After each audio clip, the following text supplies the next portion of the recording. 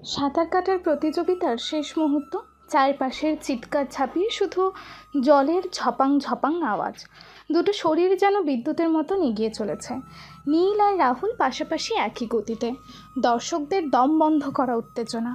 কে জিতবে শেষ পর্যন্ত? নীলের লম্বা ছেপছেপে শরীর জলের মধ্যে সাপের মতন এঁকে বেঁকে এগিয়ে যাচ্ছে। তার প্রতিটি স্ট্রোক যেন নিখুঁত শক্তিশালী। মনে হচ্ছে যেন জলের সঙ্গে তার একাত্মতা।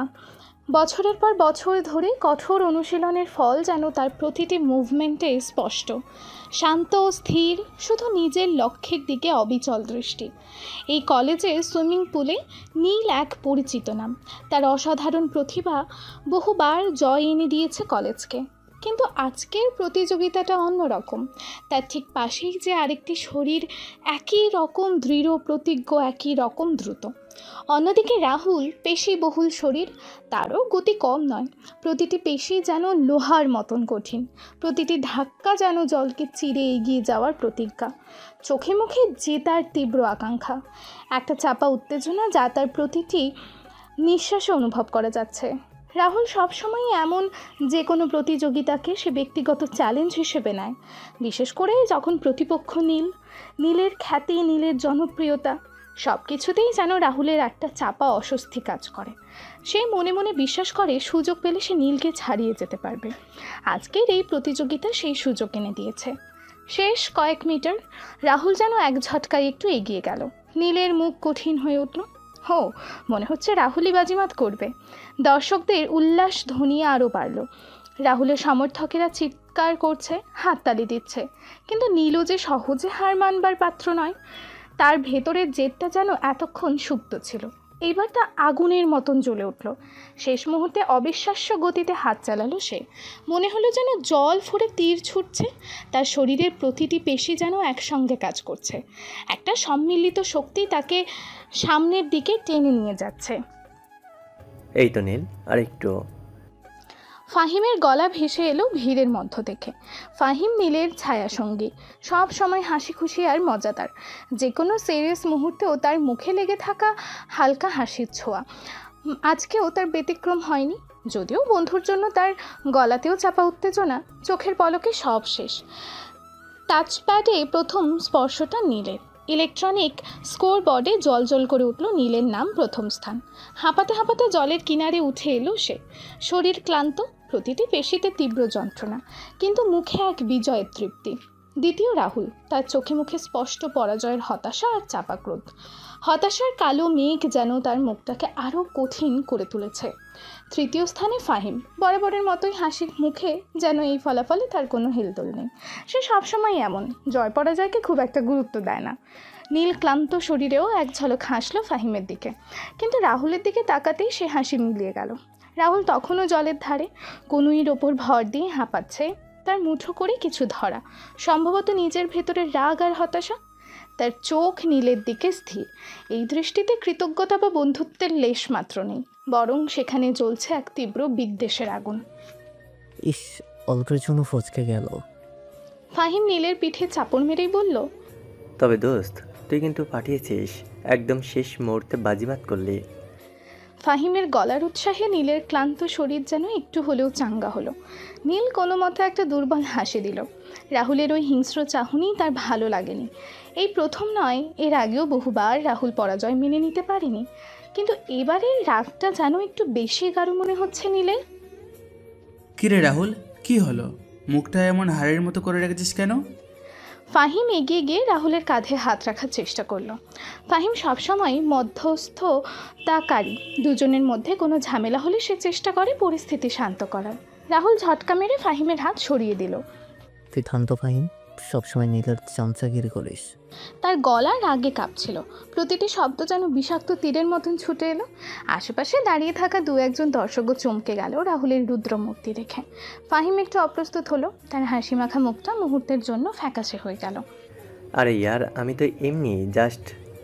রাহুল রাগে ফুঁসতে ফুঁসতে বলল, এমনি সবসময় তোদের দুজনের ইয়ার্কি সহ্য করতে হয়। দেখিস নীল, এর শোধ আমি তুলবই।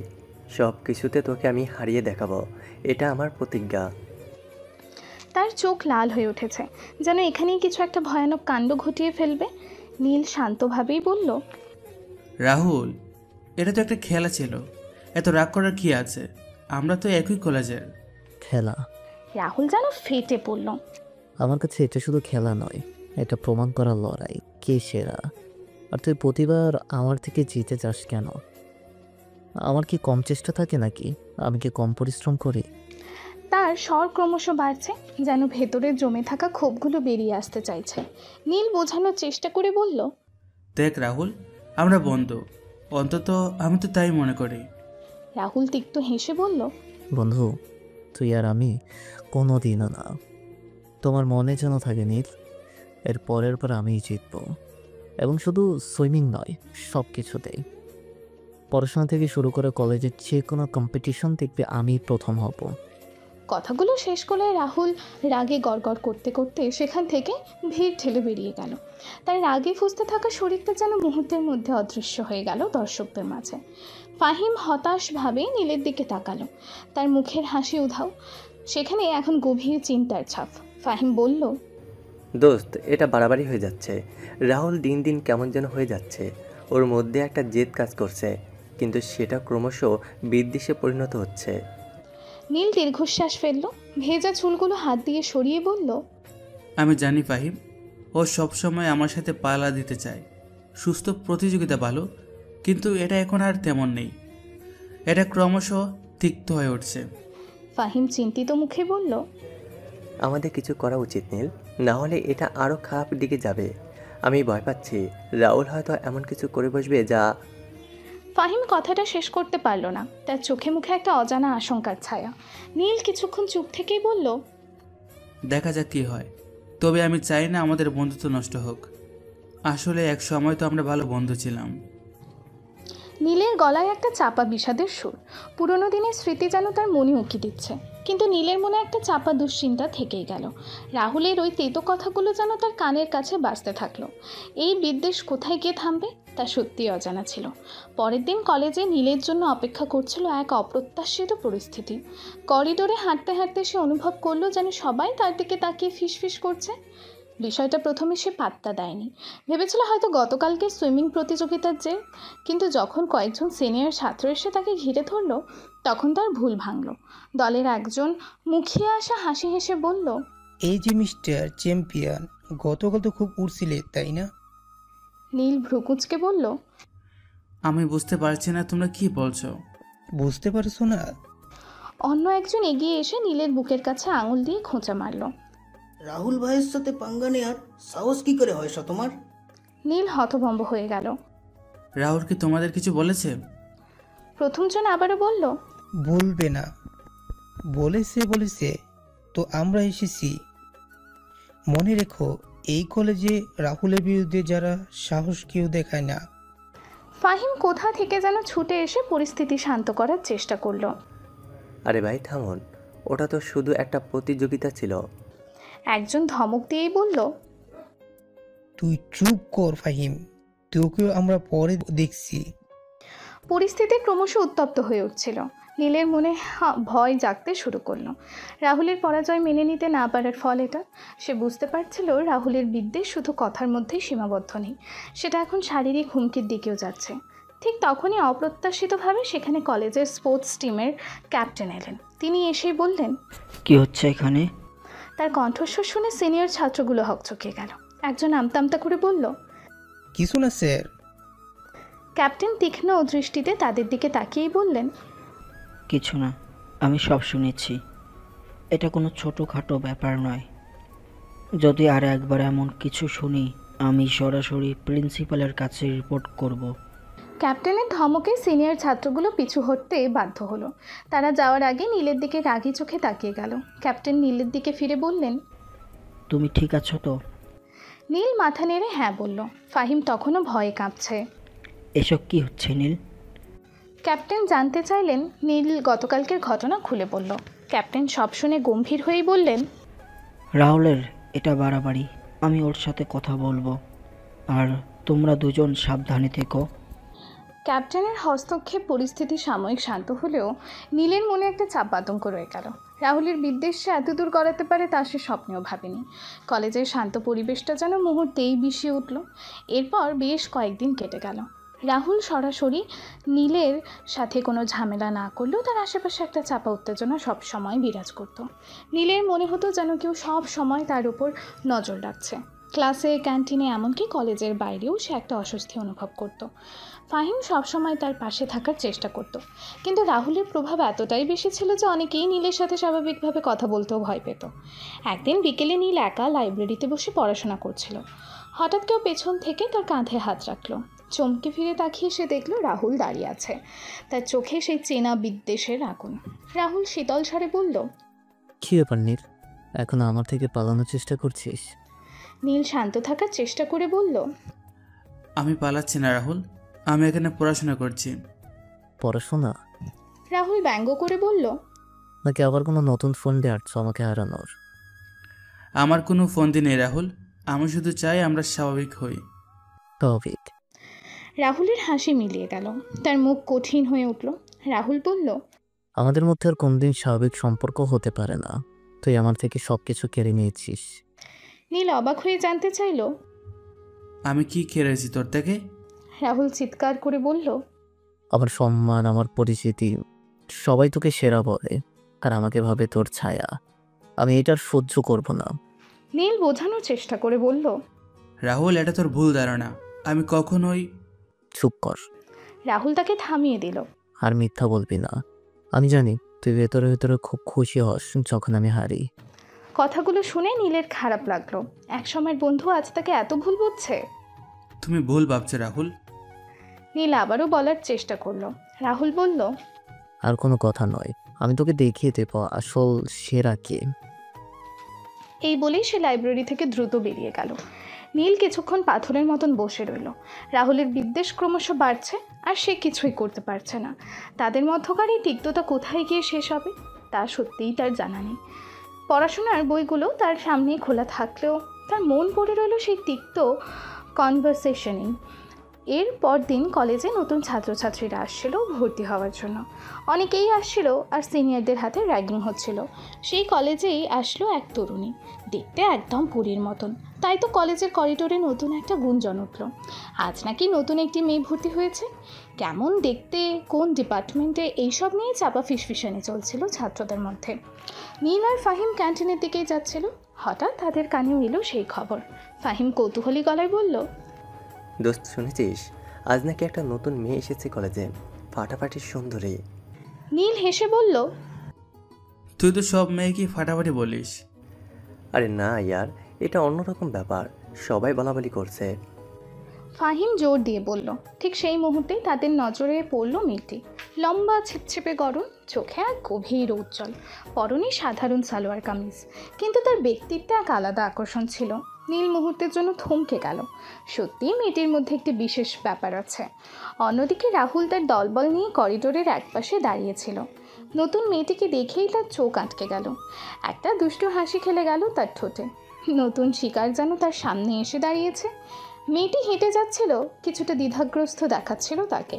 হয়তো কলেজের পরিবেশটা এখনও তার ধাতস্থ হয়নি। রাহুল তার বন্ধুদের দিকে তাকিয়ে চোখ টিপল। রাহুল মুচকি হেসে বলল, চল সিনিয়র হিসেবে একটু ওয়েলকাম জানান যাক। নীল দেখলো রাহুল তার দলবল নিয়ে মেয়েটির দিকে এগিয়ে যাচ্ছে।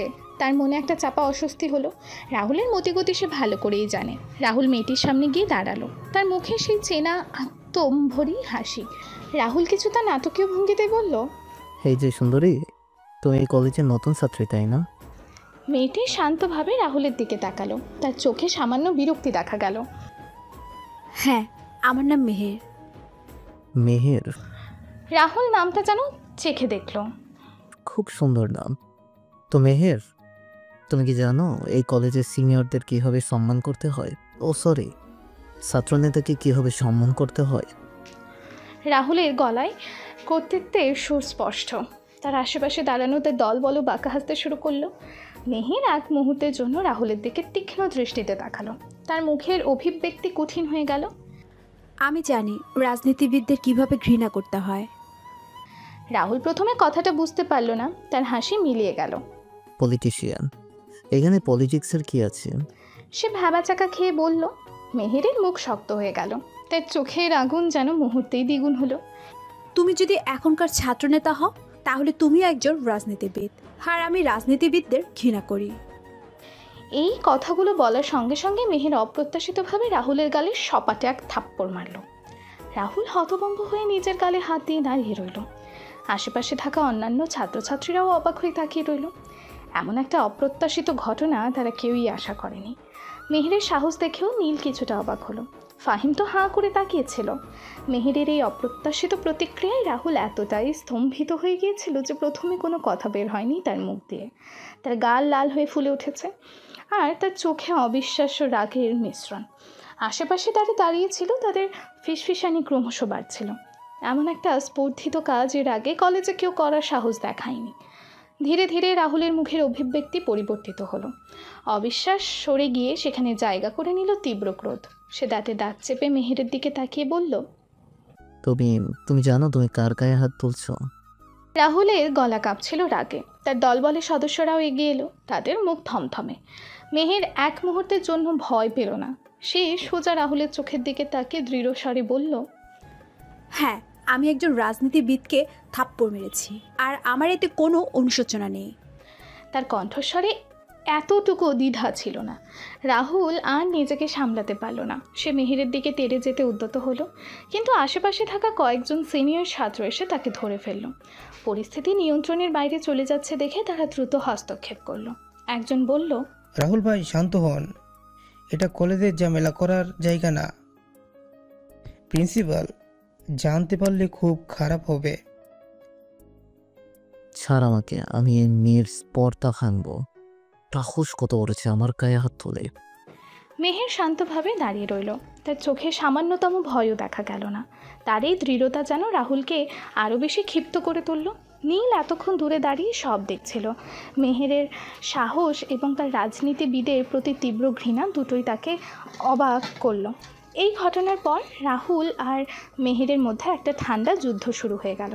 রাহুল সুযোগ পেলেই মেহেরকে অপমান করার চেষ্টা করত, কটু কথা বলতো, বিভিন্নভাবে হেনস্থা করার চেষ্টা করত। কিন্তু মেহেরও সহজে দম্বার পাত্রী ছিল না। সে তার বুদ্ধিমত্তা এবং সাহস দিয়ে রাহুলের প্রতিটি আক্রমণে যোগ্য জবাব দিত। তাদের এই শত্রুতা কলেজের ছাত্রছাত্রীদের মধ্যে একটা আলোচনার বিষয় হয়ে দাঁড়ালো। কেউ মেহেরের সাহসের প্রশংসা করত, আবার কেউ রাহুলের ক্ষমতার কথা ভেবে শঙ্কিত থাকতো। নীল বুঝতে পারল মেহের রাজনীতিবিদদের প্রচুর ঘৃণা করে। তার বাবা দেশের একজন নামকরা এমপি মিস্টার জাফর আলম, একজন অত্যন্ত সৎ ও নিষ্ঠাবান রাজনীতিবিদ হওয়া সত্ত্বেও নীল তার আসল পরিচয় মেহেরের কাছে গোপন করে যাওয়ার সিদ্ধান্ত নিল। সে ভাবল যদি মেহের তার বাবার পরিচয় জানতে পারে হয়তো তার সঙ্গে আর বন্ধুত্বই করবে না। মেহেরের ওই থাপ্পড়ের ঘটনা নীলের মনে একটা গভীর ছাপ ফেলে গেল। সে বুঝতে পারল মেহেরের অপছন্দ কতটা তীব্র। ফাহিম নীলের পাশে এসে দাঁড়ালো, তার মুখে বিস্ময়ের ছাপ তখনও স্পষ্ট। দোস্ত, এই মেয়ে তো সাংঘাতিক। প্রথম দিনই রাহুল ভাইকে থাপ্পড়। নীল মাথা নেড়ে সায় দিল। হ্যাঁ, আমি এমনটা আশা করিনি। ফাহিম চিন্তিত স্বরে বলল, রাহুল ভাই আবার কি করবে কে জানে, ও তো সহজে কাউকে ছাড়ে না। নীল কিছুক্ষণ চুপ থেকে বলল, মেহের যা করলো হয়তো তার কোনো কারণ আছে। ফাহিম অবাক হয়ে বলল, কারণ কোনো কারণে একজন সিনিয়র ছাত্রকে থাপ্পড় মারা যায়? নীল কিছুক্ষণ ভাবল। মেহেরের চোখে সে যে ঘৃণা দেখেছিল সেটা কোনো সাধারণ অপছন্দ নয়, নিশ্চয়ই কোনো গভীর বেদনা তার মধ্যে কাজ করছে। নীল বলল, আমার মনে হয় ওর হয়তো রাজনীতিবিদদের নিয়ে কোনো খারাপ অভিজ্ঞতা আছে। ফাহিম কিছুক্ষণ চুপ থেকেই বলল, হতে পারে, তবে রাহুল ভাই এটা সহজে বলবে না। নীলও সেটা বুঝতে পারছিল। রাহুল পরাজয় যেমন সহজে মেনে নিতে পারে না, তেমনই অপমানও ভোলে না। মেহেরের এই থাপ্পড় রাহুলের অহংকারের চরম আঘাত করেছে। এর ফল কী হবে তা সময় বলবে, কিন্তু আপাতত কলেজের বাতাস থমথমে হয়ে রইল। এক নতুন শত্রুতার জন্ম নিল। মেহেরের থাপ্পড়ের ঘটনার পর কলেজের বেশ কিছুদিন একটা চাপা উত্তেজনা বিরাজ করলো। রাহুল প্রকাশ্যে কিছু না করলেও তার চোখের আগুন বুঝিয়ে দিচ্ছিল ভেতরে ভেতরে কতটা ফুঁসছে সে। অন্যদিকে মেহের নিজের জগতে শান্ত, যেন কিছুই হয়নি। তার এই নির্ভীকতা অনেক ছাত্রছাত্রীকে অবাক করেছিল। নীল মেহেরের ওই দিনের তেজদীপ্ত রূপ ভুলতে পারছিল না। একই সঙ্গে তার মনে একটা চিন্তা ঘুরপাক খাচ্ছিল, রাজনীতিবিদের প্রতি এত তীব্র ঘৃণা কেন মেহেরের? যখন সে জানতে পারল মেহেরের অপছন্দের মূল কারণ, তখন তার সিদ্ধান্ত আরও পাকা হলো। তার বাবা একজন রাজনীতিবিদ, দেশের একজন সম্মানিত সংসদ সদস্য। এই পরিচয় যদি মেহের জানতে পারে হয়তো কখনোই তার সাথে স্বাভাবিক বন্ধুত্ব তৈরি হবে না। তাই নীল স্থির করলো যতক্ষণ না মেহের তাকে ভালোভাবে জানতে পারছে ততক্ষণ সে তার আসল পরিচয় গোপন রাখবে। ফাহিম অবশ্য এই ব্যাপারটা নিয়ে নীলকে কম জ্বালাতন করলো না। ক্যান্টিনে বসে চা খেতে খেতে ফাহিম মুচকি হেসে বলল, দোস্ত, তোর কেসটা কিন্তু বেশ জমে উঠেছে। নীল বিরক্ত হয়ে বলল। কিসের কেস? ফাহিম হাসতে হাসতে বলল, আরে ইয়ার, মেয়ের কেস। কলেজের সব মেয়ের ক্রাশ তুই, আর সেই তুই কিনা একটা জুনিয়র মেয়ের পেছনে গুড়গুড় করছিস। নীল প্রতিবাদ করে বলল, আমি গুড়গুড় করছি না, আমি শুধু ওর সাথে বন্ধুত্ব করতে চাই। ফাহিম ভ্রু কুঁচকে বলল, বন্ধুত্ব? তুই সত্যি বলছিস? তো চোখের ভাষা তো অন্যরকম কথা বলছে। নীল চুপ করে রইল। ফাহিমের কথা একবারে মিথ্যে নয়, মেহেরের প্রতি তার একটা অন্যরকম ভালো লাগা কাজ করছে, কিন্তু এখন বন্ধুত্বটাই তার প্রধান উদ্দেশ্য। ঠিক আছে, বন্ধু হতে চাস যখন এত লুকোচুরি কেন? নীল অবাক হয়ে বলল, লুকোচুরি? হ্যাঁ, তোর আসল পরিচয় গোপন করছিস কেন? ফাহিম সরাসরি প্রশ্ন করলো। নীল আমতা আমতা করে বলল, আসলে মানে? ফাহিম হেসে বলল, আসল মানেটা বাদ দে, আমি সব বুঝি। মেহেরের রাজনীতিবিদদের প্রতি অ্যালার্জি দেখে ভয় পেয়েছিস, তাই তো? নীল দীর্ঘশ্বাস ফেলে বলল, হ্যাঁ, ঠিক ধরেছিস। আমার মনে হয় ও যদি জানে আমার বাবা একজন পলিটিশিয়ান, তাহলে হয়তো আমার সাথে কথাই বলবে না। বন্ধুত্ব করা তো অনেক দূরের কথা। ফাহিম নীলের কাঁধে হাত রেখেই বলল, উফ দোস্ত, তুইও না এত ভয় পেলে চলবে। সত্যিটা একসময় তো জানতেই পারবে, তখন কি হবে? নীল অসহায়ভাবে বলল, তখন দেখা যাবে। এখন অন্তত একটা সুযোগ তো পাওয়া যাবে বন্ধুত্ব করার। ফাহিম হেসে বলল, অল দ্য বেস্ট। তবে আমার মনে হয় এই প্ল্যান বেশি দিন টিকবে না। এরপর থেকে নীল মেহেরের সাথে বন্ধুত্ব করার নানা চেষ্টা করতে লাগলো। ক্লাসে তার পাশে বসার চেষ্টা করত, কলেজের বিভিন্ন অনুষ্ঠানে তার কাছাকাছি থাকার চেষ্টা করত, কিন্তু মেহের যেন তাকে তেমন পাত্তা দিত না। হয়তো রাহুলের থাপ্পড়ের ঘটনার পর সে ছেলেদের থেকে একটু দূরত্ব বজায় রাখছিল, অথবা হয়তো নীলের প্রতি তার কোনো আগ্রহই ছিল না। একদিন নীল সাহস করে মেহেরের সাথে কথা বলার চেষ্টা করলো। কলেজের করিডোরে একা পেয়ে সে এগিয়ে গেল। নীল হেসে বলল, হাই মেহের। মেহের তার দিকে তাকালো, কিন্তু তার চোখে কোনো উষ্ণতা ছিল না। বলল, হ্যাঁ, কেমন আছো? ভালো। মেহের সংক্ষিপ্ত উত্তর দিল। কলেজ কেমন লাগছে? নীল আবারও চেষ্টা করলো কথা শুরু করার। ঠিক আছে। মেহের আবারও সেই একই রকম সংক্ষিপ্ত উত্তর দিল। নীল বুঝতে পারছিল মেহের তার সাথে কথা বলতে চাইছে না, তবু সে হাল ছাড়তে রাজি ছিল না। নীল আন্তরিকভাবেই বলল, যদি কোনো সাহায্যের দরকার হয় তুমি আমাকে বলতে পারো। ধন্যবাদ। মেহের বলল এবং কথা না বাড়িয়ে দ্রুত হেঁটে চলে গেল। ফাহিম দূরে দাঁড়িয়ে সব দেখছিল। মেহের চলে যাওয়ার পর সে এসে নীলের পাশে দাঁড়ালো। ফাহিম হেসে বলল, কি হলো, পাত্তাই দিল না তাই তো? নীল হতাশ হয়ে বলল, আমার মনে হয় ও আমাকে পছন্দই করে না। ফাহিম নীলের পিঠে চাপড় মেরে বলল, আরে ইয়ার, মন খারাপ করিস না। প্রথম দেখার প্রেম কজনের হয় বল? চেষ্টা চালিয়ে যা। মেয়েরা একটু সময় নেয়, ওরা আমাদের ছেলেদের মতো অত তাড়াতাড়ি কোনো ডিসিশন নেয় না। নীল চিন্তিত স্বরেই বলল, কিন্তু আমার ভয় হয় যদি ও আমার আসল পরিচয় জেনে যায়। সেটা তো পরের কথা, আগে তো বন্ধুত্বটা হোক, তারপর দেখা যাবে। নীল ফাহিমের কথায় কিছুটা ভরসা পেল।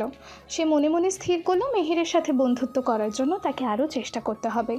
তার আসল পরিচয় সে তখনই জানাবে যখন তাদের মধ্যে একটা ভালো সম্পর্ক তৈরি হবে। পরের কয়েক সপ্তাহ নীল মেহেরের আশেপাশে ঘুরঘুর করতে লাগলো।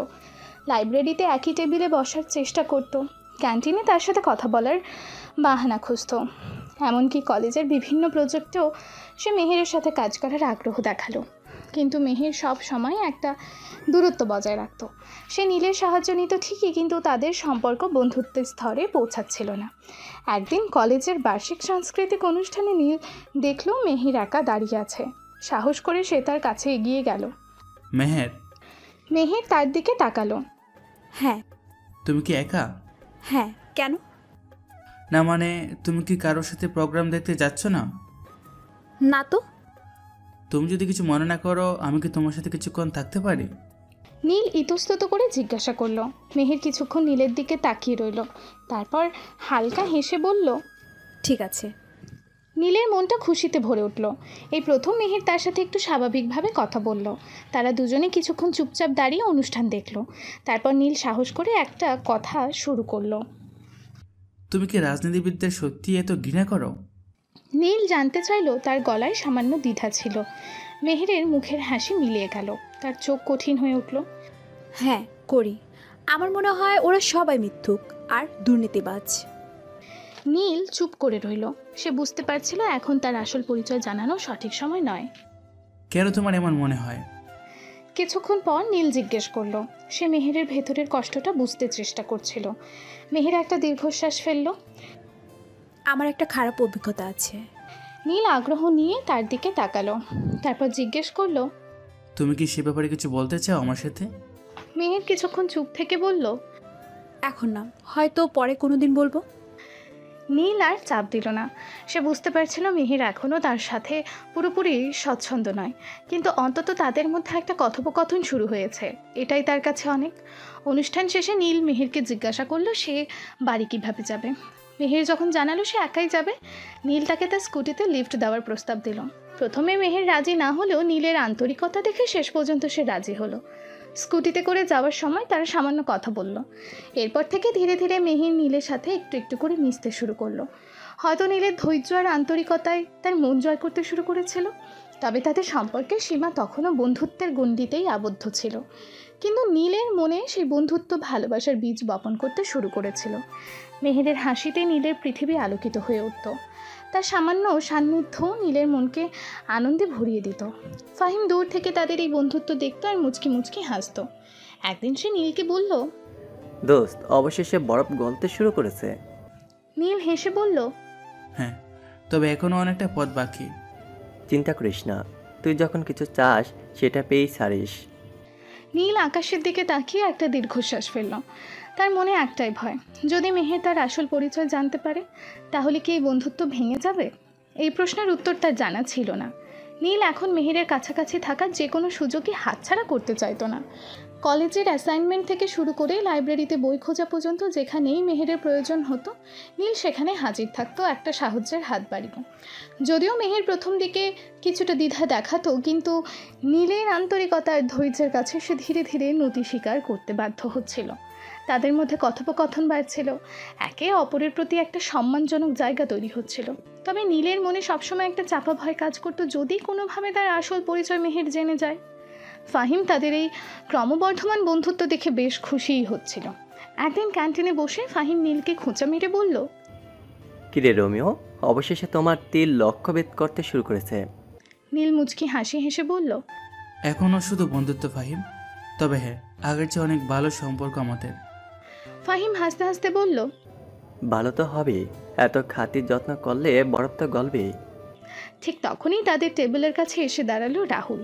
তার চোখে সেই পুরনো বিদ্বেষের ছায়া। কি ব্যাপার নীল, আজকাল খুব মেহের মেহের করছিস তাই না? নীলের হাসি মুহূর্তেই উধাও হয়ে গেল। সে শান্ত স্বরে বলল, আমি কারো নাম বেশি করি না রাহুল। ও তাই বুঝি। রাহুল ব্যঙ্গ করে হাসলো। তবে আমার কানে তো অন্য খবর আসছে, মনে হচ্ছে তুই শিকার পেয়ে পুরনো বন্ধুদের ভুলে যাচ্ছিস। তুই বল ভাবছিস রাহুল? ভুল? রাহুল এগিয়ে এসে টেবিলের ওপর ঝুঁকে বলল, আমার মনে হয় তুই মেহেরকে পচানোর চেষ্টা করছিস, কিন্তু সাবধান নীল, ও আমার টার্গেট। নীল অবাক হয়ে রাহুলের দিকে তাকালো। মেহের কোনো খেলনা নয় রাহুল, যে সে তোর টার্গেট হবে। রাহুল হেসে বলল, খেলনা নয়। রাহুল হেসে বলল, সব মেয়ে একরকম, একটু মিষ্টি কথা বললেই গলে যায়। তোর ধারণা ভুল। নীল প্রতিবাদ করল। দেখা যাক। রাহুল বাঁকা হেসে বলল এবং তার দলবল নিয়ে সেখান থেকে চলে গেল। রাহুলের এই কথাগুলো নীলের মনে একটা চাপা উদ্বেগ সৃষ্টি করলো। সে বুঝতে পারছিল রাহুল সহজে মেহেরকে ছেড়ে দেবে না এবং হয়তো অসৎ উপায় অবলম্বন করতে পিছপা হবে না। এরপর থেকে নীল আরও বেশি সতর্ক হয়ে মেহেরের আশেপাশে থাকার চেষ্টা করত। সে চাইতো না রাহুল কোনোভাবে মেহেরের ক্ষতি করতে পারুক। কলেজের বিভিন্ন অনুষ্ঠানে বা ক্লাসের বাইরে যখনই মেহের একা থাকতো নীল চেষ্টা করতো তার কাছাকাছি থাকতে। একদিন কলেজে একটি গুরুত্বপূর্ণ সাংস্কৃতিক অনুষ্ঠান ছিল। মেহের একটি গান পরিবেশন করার জন্য মঞ্চে উঠেছিল। তার মিষ্টি কণ্ঠ আর সাবলীল পরিবেশনা মুগ্ধ করেছিল সবাইকে। নীল দর্শক সারিতে বসে মন্ত্রমুগ্ধের মতো তার গান শুনছিল। গান শেষ হওয়ার পর যখন মেহের মঞ্চ থেকে নামছিল, ভিড়ের মধ্যে হঠাৎ ধাক্কাধাক্কি শুরু হলো। নীল দেখল কয়েকজন ছেলে উদ্দেশ্য প্রণোদিতভাবে মেহেরের দিকে এগিয়ে যাচ্ছে। তাদের মধ্যে রাহুলের কয়েকজন চালাকেও দেখতে পেল নীল। তার বুঝতে অসুবিধা হলো না যে এটা রাহুলেরই কাজ। মুহূর্তের মধ্যে নীল ভিড় ঠেলে মেহেরের কাছে পৌঁছে গেল এবং তাকে একপাশে টেনে নিয়ে দ্রুত বলল, মেহের চলো এখান থেকে। মেহের প্রথমে কিছুটা অপ্রস্তুত হয়ে গিয়েছিল, কিন্তু নীলের মুখের উদ্বেগের ছাপ দেখে সে আর দ্বিরুক্তি করল না। নীল তার হাত ধরে দ্রুত ভিড় থেকে বের করে একটি অপেক্ষাকৃত শান্ত জায়গায় নিয়ে গেল। কি হয়েছে ওখানে? মেহের কিছুটা ভয় পাওয়া স্বরে জিজ্ঞেস করল, কিছু ছেলে তোমাকে বিরক্ত করার চেষ্টা করছিল। তুমি কি তাদের চেনো?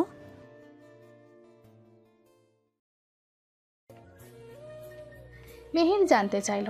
নীল সরাসরি রাহুলের নাম না নিয়ে বলল, হ্যাঁ মনে হয় চিনি। মেহের নীলের চোখের দিকে তাকিয়ে তার উদ্বেগের কারণ বুঝতে পারল। ধন্যবাদ নীল, তুমি না থাকলে আজ সিরিয়াসলি আমার অনেক সমস্যা হতো। নীলের মনটা শান্তিতে ভরে গেল মেহেরের কৃতজ্ঞতা ভরা কথা শুনে। তুমি সাবধানে থেকো মেহের, আমার মনে হয় ওরা আবারও ঝামেলা পাকানোর চেষ্টা করবে।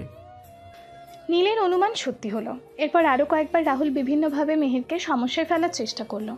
কখনো কলেজের ওয়েবসাইটে তার নামে ভুল তথ্য ছড়িয়ে দেওয়া হলো, কখনো বা ক্লাসের নোটিশ বোর্ডে তার ছবি বিকৃত করে লাগানো হলো। কিন্তু প্রতিবারই নীল বুদ্ধিমত্তার সাথে মেহেরকে রক্ষা করলো। সে আইটি সেলের বন্ধুদের সাহায্য নিয়ে ওয়েবসাইটের ভুল তথ্য সরিয়ে ফেললো, আবার নোটিশ বোর্ডের ছবিগুলো দ্রুত সরিয়ে ফেলার ব্যবস্থা করলো। একদিন লাইব্রেরিতে মেহের একটি গুরুত্বপূর্ণ বই খুঁজে পাচ্ছিল না। রাহুল এবং তার দলবল আশেপাশে ঘোরাঘুরি করছিল এবং নীলের মনে হচ্ছিল তারা ইচ্ছাকৃতভাবে বইটা লুকিয়ে ফেলেছে। নীল উদ্বিগ্ন হয়ে জিজ্ঞেস করলো, কি হয়েছে মেহের? মেহের হতাশ স্বরে বলল, আমি একটা রেফারেন্স বই খুঁজে পাচ্ছি না। কাল ডেডলাইন, আমার অ্যাসাইনমেন্ট জমা দিতে হবে। নীল আশেপাশে তাকালো এবং রাহুলের চালাদের মুচকি হাসি দেখতে পেল। তার বুঝতে বাকি রইল না যে বইটা তারাই সরিয়েছে। নীল মেহেরকে বলল এবং দ্রুত রাহুলের দলবলের কাছে গেল। তোমরা কি এখানে কিছু খুঁজে বেড়াচ্ছ? নীল শান্ত স্বরে জিজ্ঞেস করলো। রাহুলের একজন চেলা ব্যঙ্গ করে হাসল। হ্যাঁ, আমরা একটা খুব মূল্যবান জিনিস হারিয়েছি। কি সেটা? একটা মেয়ের ভবিষ্যৎ। অন্য একজন হেসে উত্তর দিল। নীল বুঝতে পারল তারা মেহেরের বইয়ের কথাই বলছে। সে সরাসরি তাদের সাথে ঝামেলায় না গিয়ে অন্য পথ ধরল। সে লাইব্রেরিয়ানের কাছে গেল এবং বইটির ব্যাপারে খোঁজ করল। লাইব্রেরিয়ান জানালেন কিছুক্ষণ আগেই কয়েকজন ছাত্র এসে বইটির ব্যাপারে জিজ্ঞাসা করছিল এবং তারপর থেকে বইটির আর কোনো খোঁজ নেই। নীল তখন কলেজের সিসিটিভি ফুটেজ দেখার অনুরোধ করল। প্রথমে লাইব্রেরিয়ান রাজি না হলেও নীলের জোরাজোরিতে শেষ পর্যন্ত তিনি রাজি হলেন। ফুটেজে স্পষ্ট দেখা গেল রাহুলের দুই চেলা মেহেরের টেবিল থেকে বইটি নিয়ে যাচ্ছে এবং তারপর সেটি লুকিয়ে ফেলছে।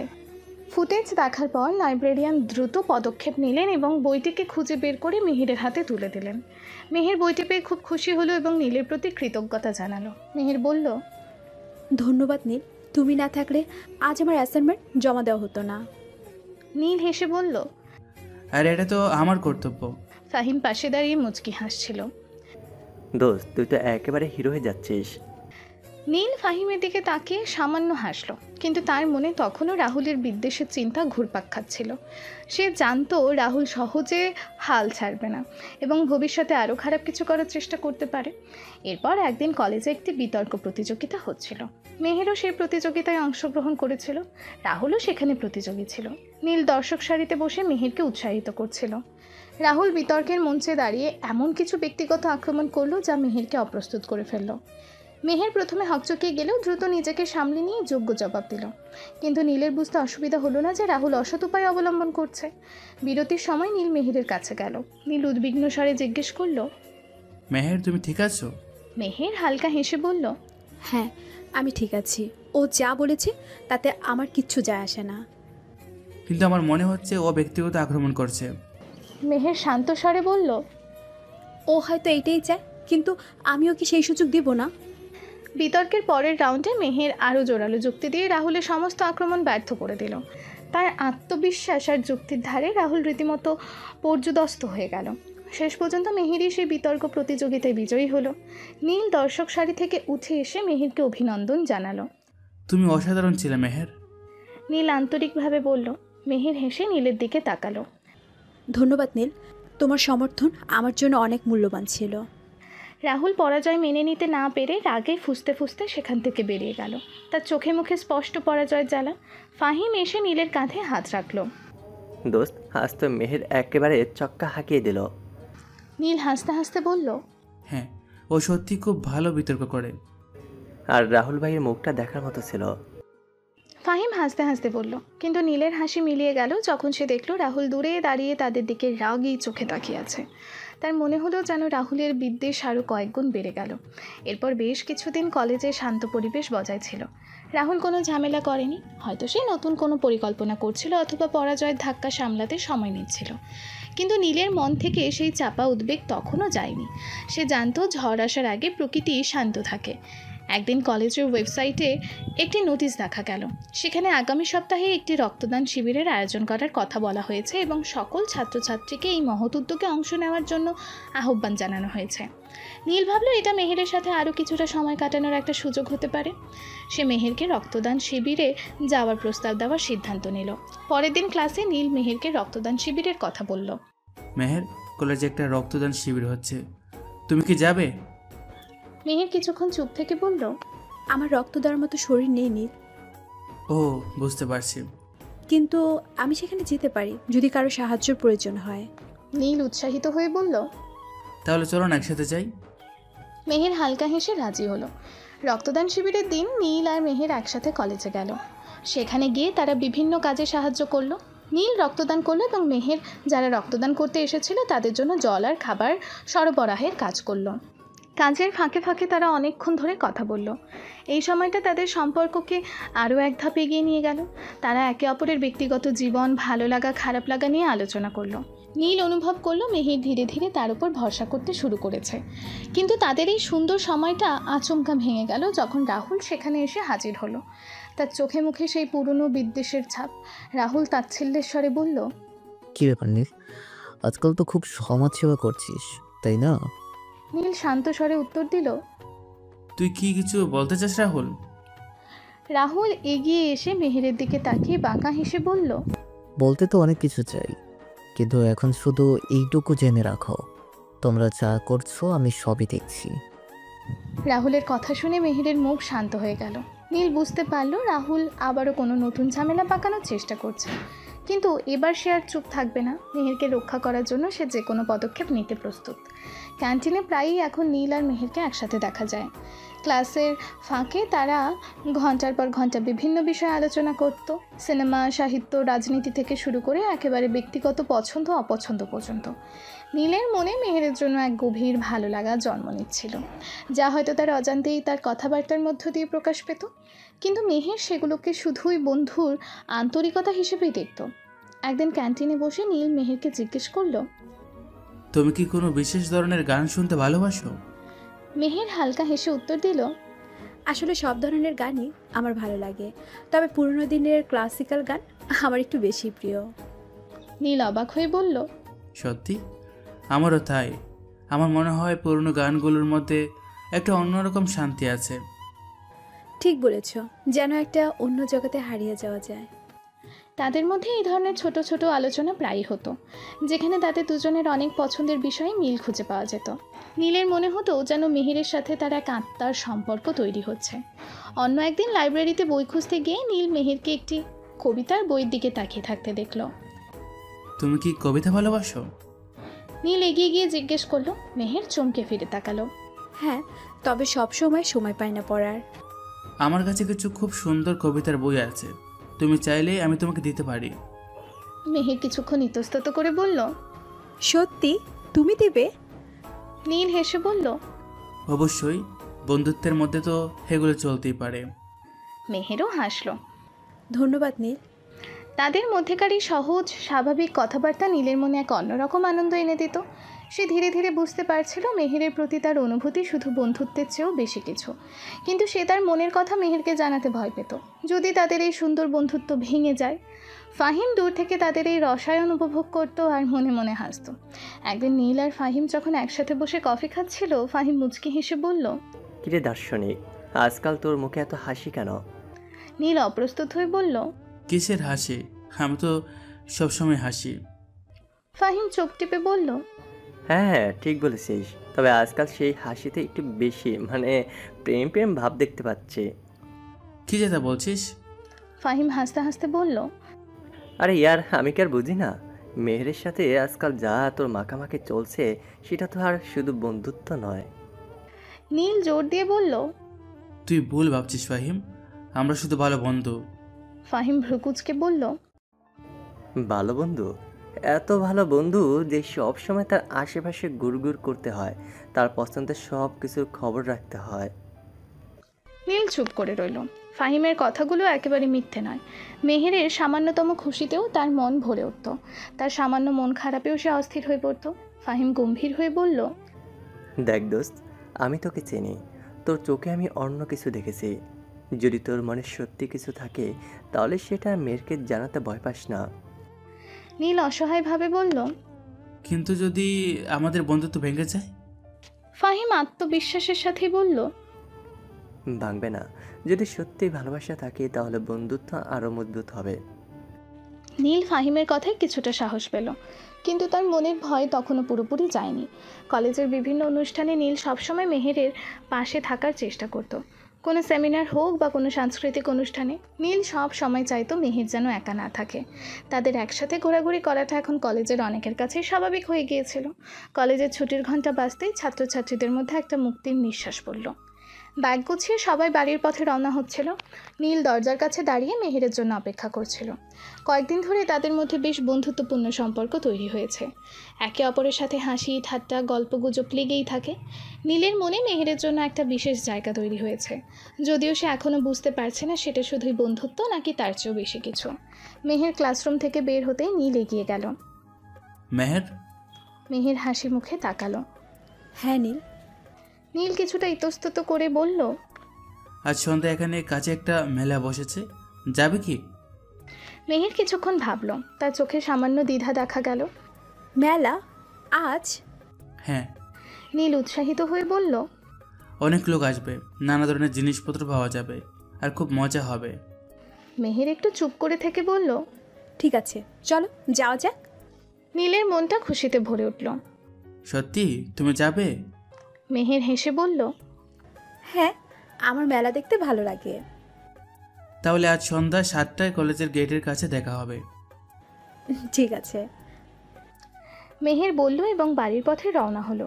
মেহের চলে যাওয়ার পর ফাহিম এসে নীলের পিঠে একটা ধাক্কা মারল। কি রে লাভার বয়, আজ তো তোর পোয়া বারো। নীল অপ্রস্তুত হয়ে বলল, কি যেটা বলছিস? ফাহিম চোখ টিপে বলল, আরে ইয়ার, আমি কি আর বুঝি না? মেলার সন্ধ্যায় একা দুটো মানুষ, বুঝতেই পারিস তো। নীল লাল হয়ে বলল। ফাহিম তুই থামবি? ফাহিম হাসতে হাসতে বলল, আরে বাবা রে, লজ্জা পাচ্ছে। যা বাবা, গিয়ে তো রাজকুমারীর জন্য প্রস্তুতি নে। নীল হেসে ফাহিমের হাত ধরে বলল, চল একসঙ্গে কফি খেয়ে যাই। না রে ভাই, আমার আজ বাড়ি ফিরতে হবে, একটু কাজ আছে। তুই যা, তোর ডেটের জন্য রেডি হ। এই বলে ফাহিম হাসতে হাসতে বাড়ির দিকে রওনা হলো। নীলও মনে মনে খুশি ছিল। মেহেরের সাথে সন্ধ্যাটা কাটানোর জন্য সে অধীর আগ্রহে অপেক্ষা করছিল। বাড়ি ফিরে নীল দেখল তার বাবা মিস্টার জাফর আলম লিভিং রুমে বসে খবরের কাগজ পড়ছেন। ছেলেকে এত হাসি খুশি দেখে তিনি কৌতূহলী হয়ে বললেন, কি ব্যাপার নীল, আজ তোকে খুব খুশি দেখাচ্ছে? মিস্টার আলম কাগজ সরিয়ে ছেলের দিকে তাকিয়ে বললেন। নীল অপ্রস্তুত হয়ে হেসে বলল, তেমন কিছু না বাবা, কলেজে একটা ভালো দিন কেটেছে। শুধু ভালো দিন? মিস্টার আলম মুচকি হাসলেন। আমার মনে হয় এর পিছনে অন্য কোনো কারণ আছে। না বাবা, সত্যি বলছি। নীল তাড়াতাড়ি বলল, আমি একটু ঘরে যাচ্ছি, আমার কিছু কাজ আছে। মিস্টার আলম ছেলের দিকে কিছুক্ষণ তাকিয়ে রইলেন, তারপর আবারও খবরের কাগজে মন দিলেন। তিনি বুঝতে পারছিলেন নীল কিছু একটা লুকাচ্ছে, কিন্তু এই মুহূর্তে আর চাপ দিলেন না। বিকেলবেলা নীল কলেজের গেটের কাছে মেহেরের জন্য অপেক্ষা করছিল। ঠিক 7টায় মেহের এসে হাজির হলো। আজ তাকে অন্য দিনের চেয়ে একটু বেশি মিষ্টি দেখাচ্ছিল। হাই নীল। মেহের হেসে বলল, হাই মেহের। নীলও হাসি মুখে উত্তর দিল। চলো যাওয়া যাক। রাস্তার দুপাশে আলো ঝলমল করছে। মেলায় পৌঁছাতেই নানা ধরনের খাবারের গন্ধ আর হরেক রকমের দোকানের ভিড় তাদের স্বাগত জানালো। মেহের আর নীল দুজনেই যেন ছোটোবেলার সেই মেলায় ফিরে গিয়েছিল। তারা একসাথে ফুচকা খেলো, নাগরদোলায় চড়লো আর বিভিন্ন স্টলের সামনে দাঁড়িয়ে মজার মজার জিনিস দেখলো। দেখো তো নীল, এটা কেমন? মেহের একটা খেলনার দোকানে ঢুকে একটা ছোট টেডি বিয়ার দেখিয়ে বলল, খুব মিষ্টি। নীল হেসে উত্তর দিল। মেহের কিছুক্ষণ টেডি বিয়ারটা হাতে নিয়ে দেখল, তারপর সেটা রেখে দিয়ে অন্য স্টলের দিকে এগিয়ে গেল। একসময় তারা একটা কসমেটিক্সের দোকানের সামনে এসে দাঁড়ালো। মেহের সেখানে রাখা বিভিন্ন ধরনের লিপস্টিক আর আইশ্যাডো দেখতে লাগলো। কয়েকটা লিপস্টিকের শেড তার খুব পছন্দ হলো।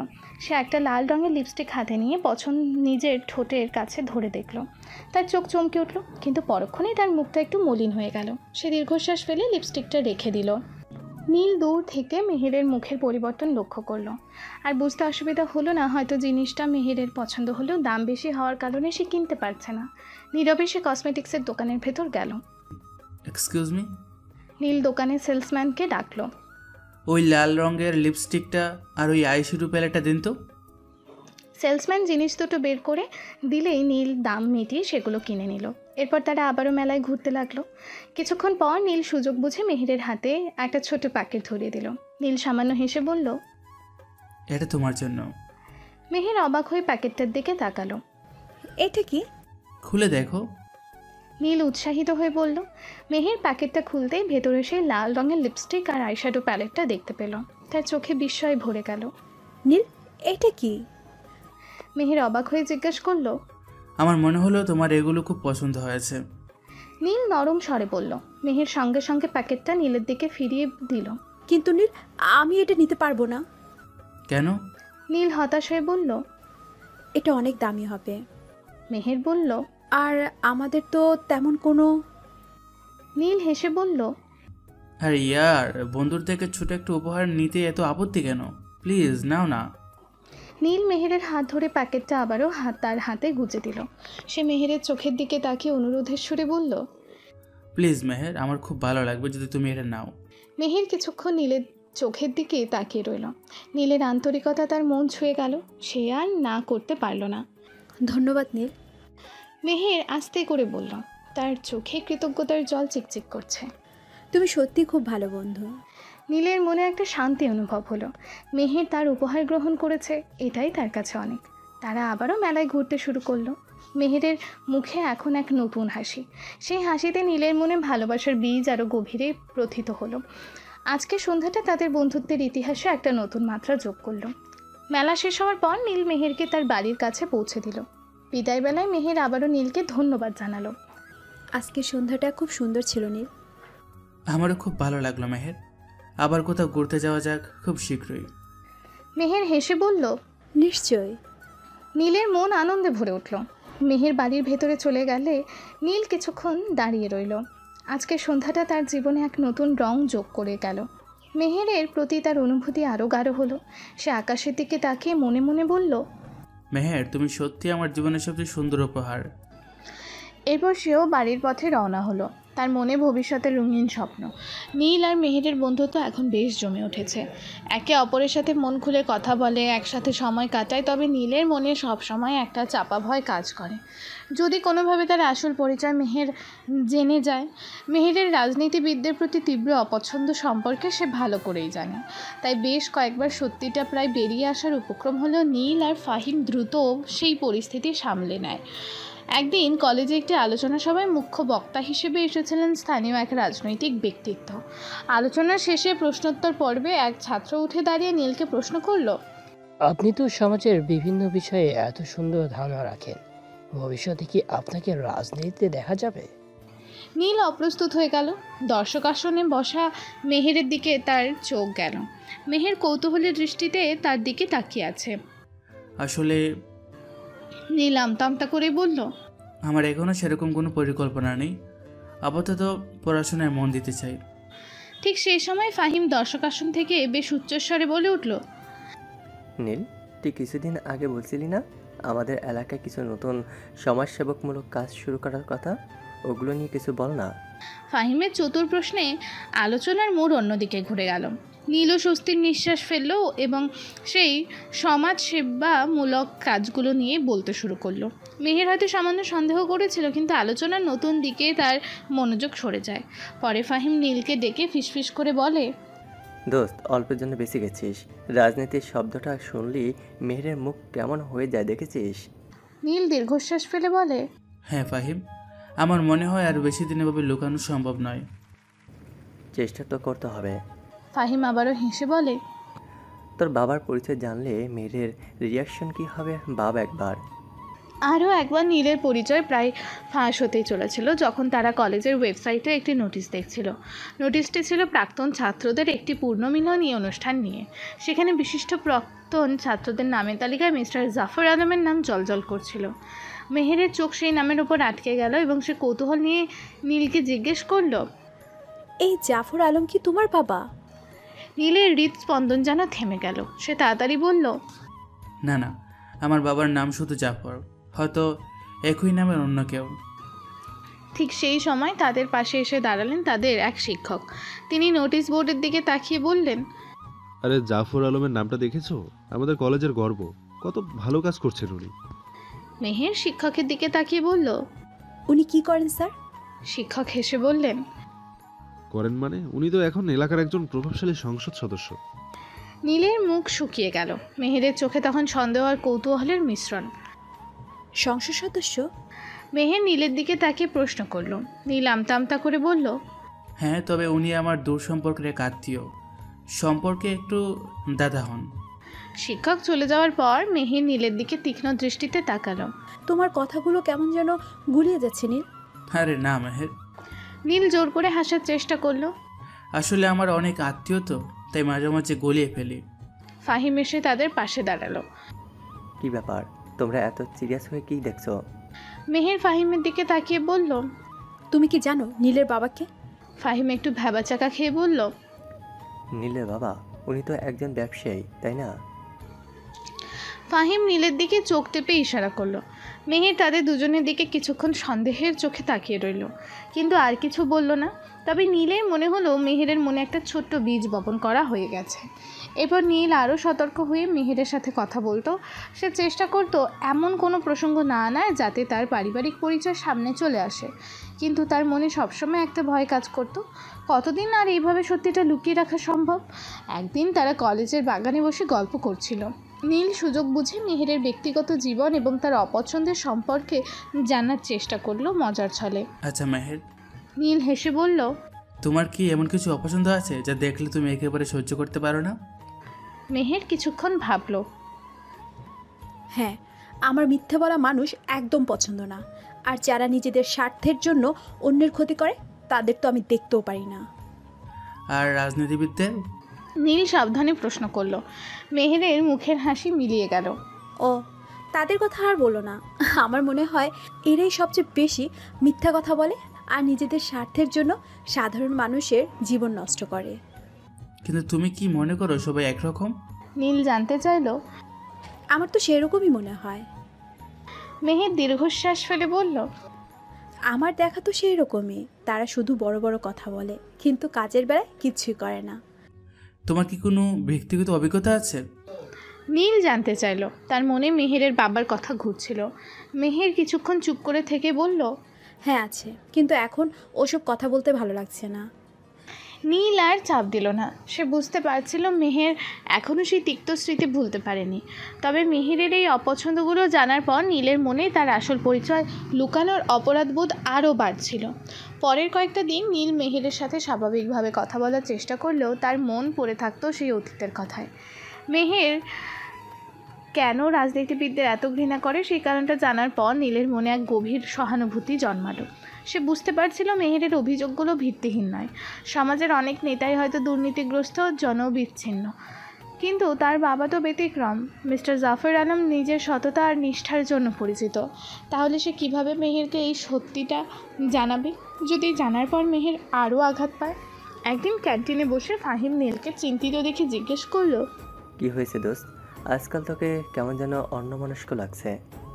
নীল দীর্ঘশ্বাস ফেলে বলল, আমি ভাবছি মেহেরকে আমার বাবার ব্যাপারে সত্যিটা কীভাবে বলবো। ও যদি জানতে পারে আমার বাবা এমপি, তাহলে তো আমার কাজ শেষ। তুই কি এখনো ভয় পাচ্ছিস? ভয় তো লাগবে। ওর রাজনীতিবিদের প্রতি এত ঘৃণা, যদি জানার পরও আমার সাথে আরও কথাই না বলে। কিন্তু আর কতদিন লুকাবে? একদিন না একদিন তো সত্যিটা জানতেই পারবে। নীল অসহায়ভাবে বলল, আমি জানি, কিন্তু সঠিক সময়টা কখন আসবে? আমার মনে হয় আর দেরি করা উচিত না। তুই বরং ধীরে ধীরে তোর বাবার ভালো কাজগুলোর কথা ওকে বল। সরাসরি পরিচয় না দিয়ে দেখ ও কেমন রিয়েক্ট করে। নীল ভাবলো ফাহিমের বুদ্ধিটা মন্দ নয়। কয়েকদিন পর নীল সুযোগ বুঝে মেহেরের সাথে তার এক পরিচিত রাজনীতিবিদদের ভালো কাজের কথা বলা শুরু করলো। মেহের, আমার এক পরিচিত জন আছে, তিনি রাজনীতি করেন। মেহেরের মুখ সামান্য কঠিন হলো। ও, কিন্তু তিনি অন্যরকম। নীল তাড়াতাড়ি যোগ করলো। তিনি কখনো মিথ্যা বলেন না আর সবসময় মানুষের উপকার করার চেষ্টা করেন। সত্যি? মেহেরের চোখে সামান্য কৌতূহল দেখা গেল। নীল উৎসাহের সাথেই বলল, হ্যাঁ, তিনি নিজের এলাকায় অনেক গরিব বাচ্চাদের পড়াশোনার জন্য স্কুল তৈরি করে দিয়েছেন। অসুস্থ মানুষদের চিকিৎসার জন্য সাহায্য করেন। মেহের মনোযোগ দিয়ে নীলের কথা শুনল। এমন রাজনীতিবিদও কি সত্যি হয়? নীল জোর দিয়ে বলল, আমি নিজে দেখেছি, সবাই খারাপ হয় না মেহের। তাদের মধ্যে এই ধরনের আলোচনা প্রায়ই হতে লাগলো। নীল তার পরিচিতর বিভিন্ন সমাজ সেবামূলক কাজের কথা মেহেরকে বলতো। ধীরে ধীরে মেহেরের মনে রাজনীতিবিদদের প্রতি তার পুরনো ধারণা যেন কিছুটা টুটতে শুরু করলো। তার চোখে আগের সে তীব্র ঘৃণার তেমন দেখা যেত না। একদিন তারা কলেজের একটি সমাজসেবামূলক অনুষ্ঠানে একসাথে কাজ করছিল। কাজ শেষে ক্লান্ত হয়ে দুজনে একপাশে বসে বিশ্রাম নিচ্ছিল। নীল, মেহের আস্তে করে ডাকলো, হ্যাঁ মেহের। তোমার সেই পরিচিত রাজনীতিবিদদের কথা তুমি প্রায় বলো। আমার খুব ইচ্ছে করে তার সাথে একবার কথা বলার। নীলের হৃদস্পন্দন যেন মুহূর্তের জন্য থেমে গেল। এটাই কি সেই সুযোগ? নীল একটু ইতস্তত করে বলল, আসলে তিনি খুব ব্যস্ত মানুষ, তবে আমি চেষ্টা করতে পারি যদি সুযোগ হয়। ঠিক আছে, যখন সময় হবে। নীল বুঝতে পারছিল মেহেরের মনে আগ্রহ জন্মেছে। এটাই তার বাবার আসল পরিচয় জানানোর সঠিক সময় হতে পারে। একদিন নীল তার বাবার কাছে গিয়ে একটি গুরুত্বপূর্ণ বিষয়ে আলোচনার জন্য অনুমতি চাইল। বাবা? নীল ড্রয়িং রুমে প্রবেশ করে একটু দ্বিধা নিয়ে বলল। মিস্টার জাফর আলম খবরের কাগজ থেকে চোখ তুলে হাসি মুখে তাকালেন। হ্যাঁ নীল, কি হয়েছে? বাবা, আমি ভাবছিলাম আমাদের এলাকার কোনো একটা পিছিয়ে পড়া বস্তিতে কিছু উন্নয়নমূলক কাজ শুরু করলে কেমন হয়। নীল জানতে চাইল। মিস্টার জাফর আলম কিছুক্ষণ ছেলের মুখের দিকে তাকিয়ে রইলেন। তার চোখে এক গভীর সন্তুষ্টির ভাব দেখা গেল। উন্নয়নমূলক কাজ? তুই কি কিছু পরিকল্পনা করেছিস? হ্যাঁ বাবা। নীল মাথা নেড়ে বলল, আমার কয়েকজন বন্ধুর সাথে কথা হয়েছে। আমরা যদি একসাথে চেষ্টা করি সেখানকার মানুষদের হয়তো কিছুটা সাহায্য করতে পারবো। মিস্টার জাফর আলম সানন্দে রাজি হলেন। এটা তো খুবই ভালো চিন্তা নীল। আমি সবসময় চেয়েছি তোরা সমাজের জন্য কিছু কর। তোর যা সাহায্য দরকার হয় আমাকে বলিস, আমি খুশি হয়ে সাহায্য করব। নীল বাবার উৎসাহে আরো উৎসাহিত হলো। ধন্যবাদ বাবা। কোথায় কাজ করতে চাস? মিস্টার জাফর আলম জানতে চাইলেন। বাবা, আমাদের কলেজের কাছে একটা বস্তি আছে, সেখানকার মানুষের জীবন খুব কষ্টের। নীল উত্তর দিল। মিস্টার জাফর আলম স্নেহের সাথে ছেলের কাঁধে হাত রাখলেন। ঠিক আছে, যা করার দরকার হয় কর, আমি তোর পাশে আছি। পরের কয়েক সপ্তাহ ধরে নীল তার বন্ধুদের সাথে মিলে সেই বস্তিতে কাজ করা শুরু করলো। তারা প্রথমে বস্তির নোংরা জায়গাগুলো পরিষ্কার করলো, ভাঙা রাস্তাগুলোতে মাটি ফেলে কিছুটা ঠিক করলো। পানীয় জলের অভাব মেটানোর জন্য তারা কয়েকটি জলের পাম্প বসানোর ব্যবস্থা করলো। বস্তির ছেলেমেয়েদের জন্য একটা ছোট ঘর মেরামত করে সেখানে কিছু বই আর খাতা এনে রাখলো। বস্তির মানুষেরা অবাক হয়ে দেখছিল। তারা বুঝতে পারছিল না কারা হঠাৎ করে তাদের জন্য এত কিছু করছে। তারা নিজেদের মধ্যে বলাবলি করতো, কোন ভালো মনের মানুষ আমাদের জন্য এত করছে।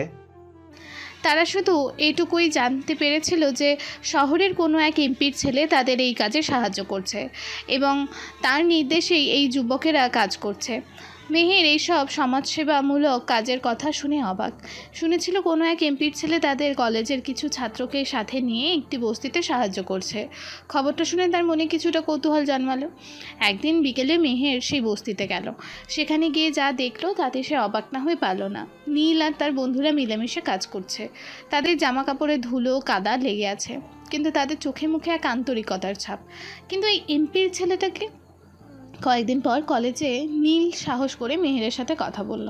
সে ধীরে ধীরে রাজনৈতিক নেতাদের নিয়ে তাদের মধ্যে আলোচনা শুরু করার চেষ্টা করলো। মেহের, তুমি কি এখনো মনে করো সব রাজনৈতিক নেতাই শুধু খারাপ কাজ করে? মেহের কিছুক্ষণ চুপ করে রইল, তারপর বলল, আমি জানি না, তবে আমার দেখা অভিজ্ঞতা খুব একটা ভালো নয় হয়তো। কিন্তু তুমি কি কখনো ভেবে দেখেছো যারা নীরবে ভালো কাজ করে যান তাদের খবর হয়তো আমরা সেভাবে জানতে পারি না? হয়তো। মেহেরের গলায় এখনও কিছুটা সংশয়। দেখো, আমি কিছুদিন আগে একটা খবর পড়ছিলাম, একজন স্থানীয় এমপি নিজের এলাকায় গরিব মানুষদের জন্য একটি স্বাস্থ্য কেন্দ্র তৈরি করেছেন। মেহের কিছুক্ষণ নীলের দিকে তাকিয়ে রইল। তার চোখে আগের সেই অনমনীয় বিদ্বেষটা আর তেমন স্পষ্ট ছিল না। রাহুল এতদিন বুঝতে পেরেছিল নীল আর মেহেরের মধ্যে কিছুটা ভালো সম্পর্ক তৈরি হয়েছে। পরাজয় মেনে নিতে না পারা রাহুল তাদের মধ্যে ফাটল ধরানোর জন্য সুযোগ খুঁজতে থাকে। একদিন সে কলেজের পুরনো নথিপত্র ঘাঁটতে গিয়ে জানতে পারে মেহেরের বাবার সাথে কিছু রাজনৈতিক দুর্নীতির কারণে খারাপ ব্যবহার করা হয়েছিল এবং সেই কারণেই মেহের রাজনীতিবিদদের এত ঘৃণা করে। অন্যদিকে রাহুল আরও জানতে পারে নীল আসলে বিখ্যাত এমপি জাফর আলমের ছেলে এবং সে এতদিন ধরে মেহেরের কাছে তার আসল পরিচয় গোপন করেছে। এই তথ্য রাহুলের হাতে একটা শক্তিশালী অস্ত্রের মতো কাজ করে। একদিন রাহুল মেহেরকে কলেজের কফি শপে ডেকে পাঠায়। মেহের, রাহুল শান্ত স্বরে শুরু করলো, আমি তোমার সাথে কিছু গুরুত্বপূর্ণ কথা বলতে চাই। মেহের প্রথমে রাজি না হলেও রাহুলের সিরিয়াস মুখভঙ্গি দেখে রাজি হলো। তুমি কি জানো নীল আসলে কি? রাহুল সরাসরি প্রশ্ন করলো। মেহের ভ্রুকুচকে বলল, নীল তো নীল আলম, আমার বন্ধু। শুধু বন্ধু? রাহুল বাঁকা হাসলো। আর কিছু নয়? মেহেরের মুখ সামান্য লাল হলো। তোমরা কি বলতে চাও, স্পষ্ট করে বলো। আমি বলতে চাইছি নীল তোমাকে মিথ্যা বলেছে, সে আসলে বিখ্যাত এমপি জাফর আলমের ছেলে। মেহের হেসে উড়িয়ে দেওয়ার চেষ্টা করলো। তুমি কি যাতা বলছো? নীলের বাবা একজন সাধারণ ব্যবসায়ী। রাহুল পকেট থেকে একটা পুরনো খবরের কাগজের কাটিং বের করে মেহেরের দিকে এগিয়ে দিল। এটা দেখো, এখানে নীলের বাবার ছবি আছে আর স্পষ্ট করে লেখা আছে তিনি কে। কাগজের কাটিংয়ের ছবিটা দেখে মেহেরের মুখ ফ্যাকাশে হয়ে গেল। সে নীলের মুখের সাথে ছবিটা মেলানোর চেষ্টা করলো। তার মনে পড়ে গেল এর আগেও দু একবার নীলের কথায় অসংলগ্নতা ধরা পড়েছিল। এটা এটা সত্যি? মেহেরের গলা কাঁপছিল। হ্যাঁ মেহের, আর শুধু এটাই নয়, আমি আরও জানি কেন তুমি রাজনীতিবিদদের এত ঘৃণা করো। তোমার বাবার সাথে যা হয়েছিল।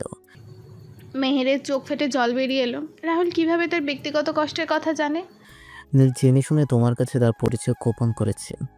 রাহুল বিষ মেশানো স্বরে বলল, একজন রাজনীতিবিদের ছেলে হয়ে সে তোমার সাথে বন্ধুত্ব করার নাটক করেছে। মেহেরের মনে ঘৃণা ভরে উঠল। নীলের উপর তার এতদিনের বিশ্বাস মুহূর্তে ভেঙে চুরমার হয়ে গেল। সত্য জানার পর মেহেরের পৃথিবী যেন অন্ধকার হয়ে গেল। নীলের ওপর তার এতদিনের বিশ্বাস ভেঙে খান খান হয়ে গেল।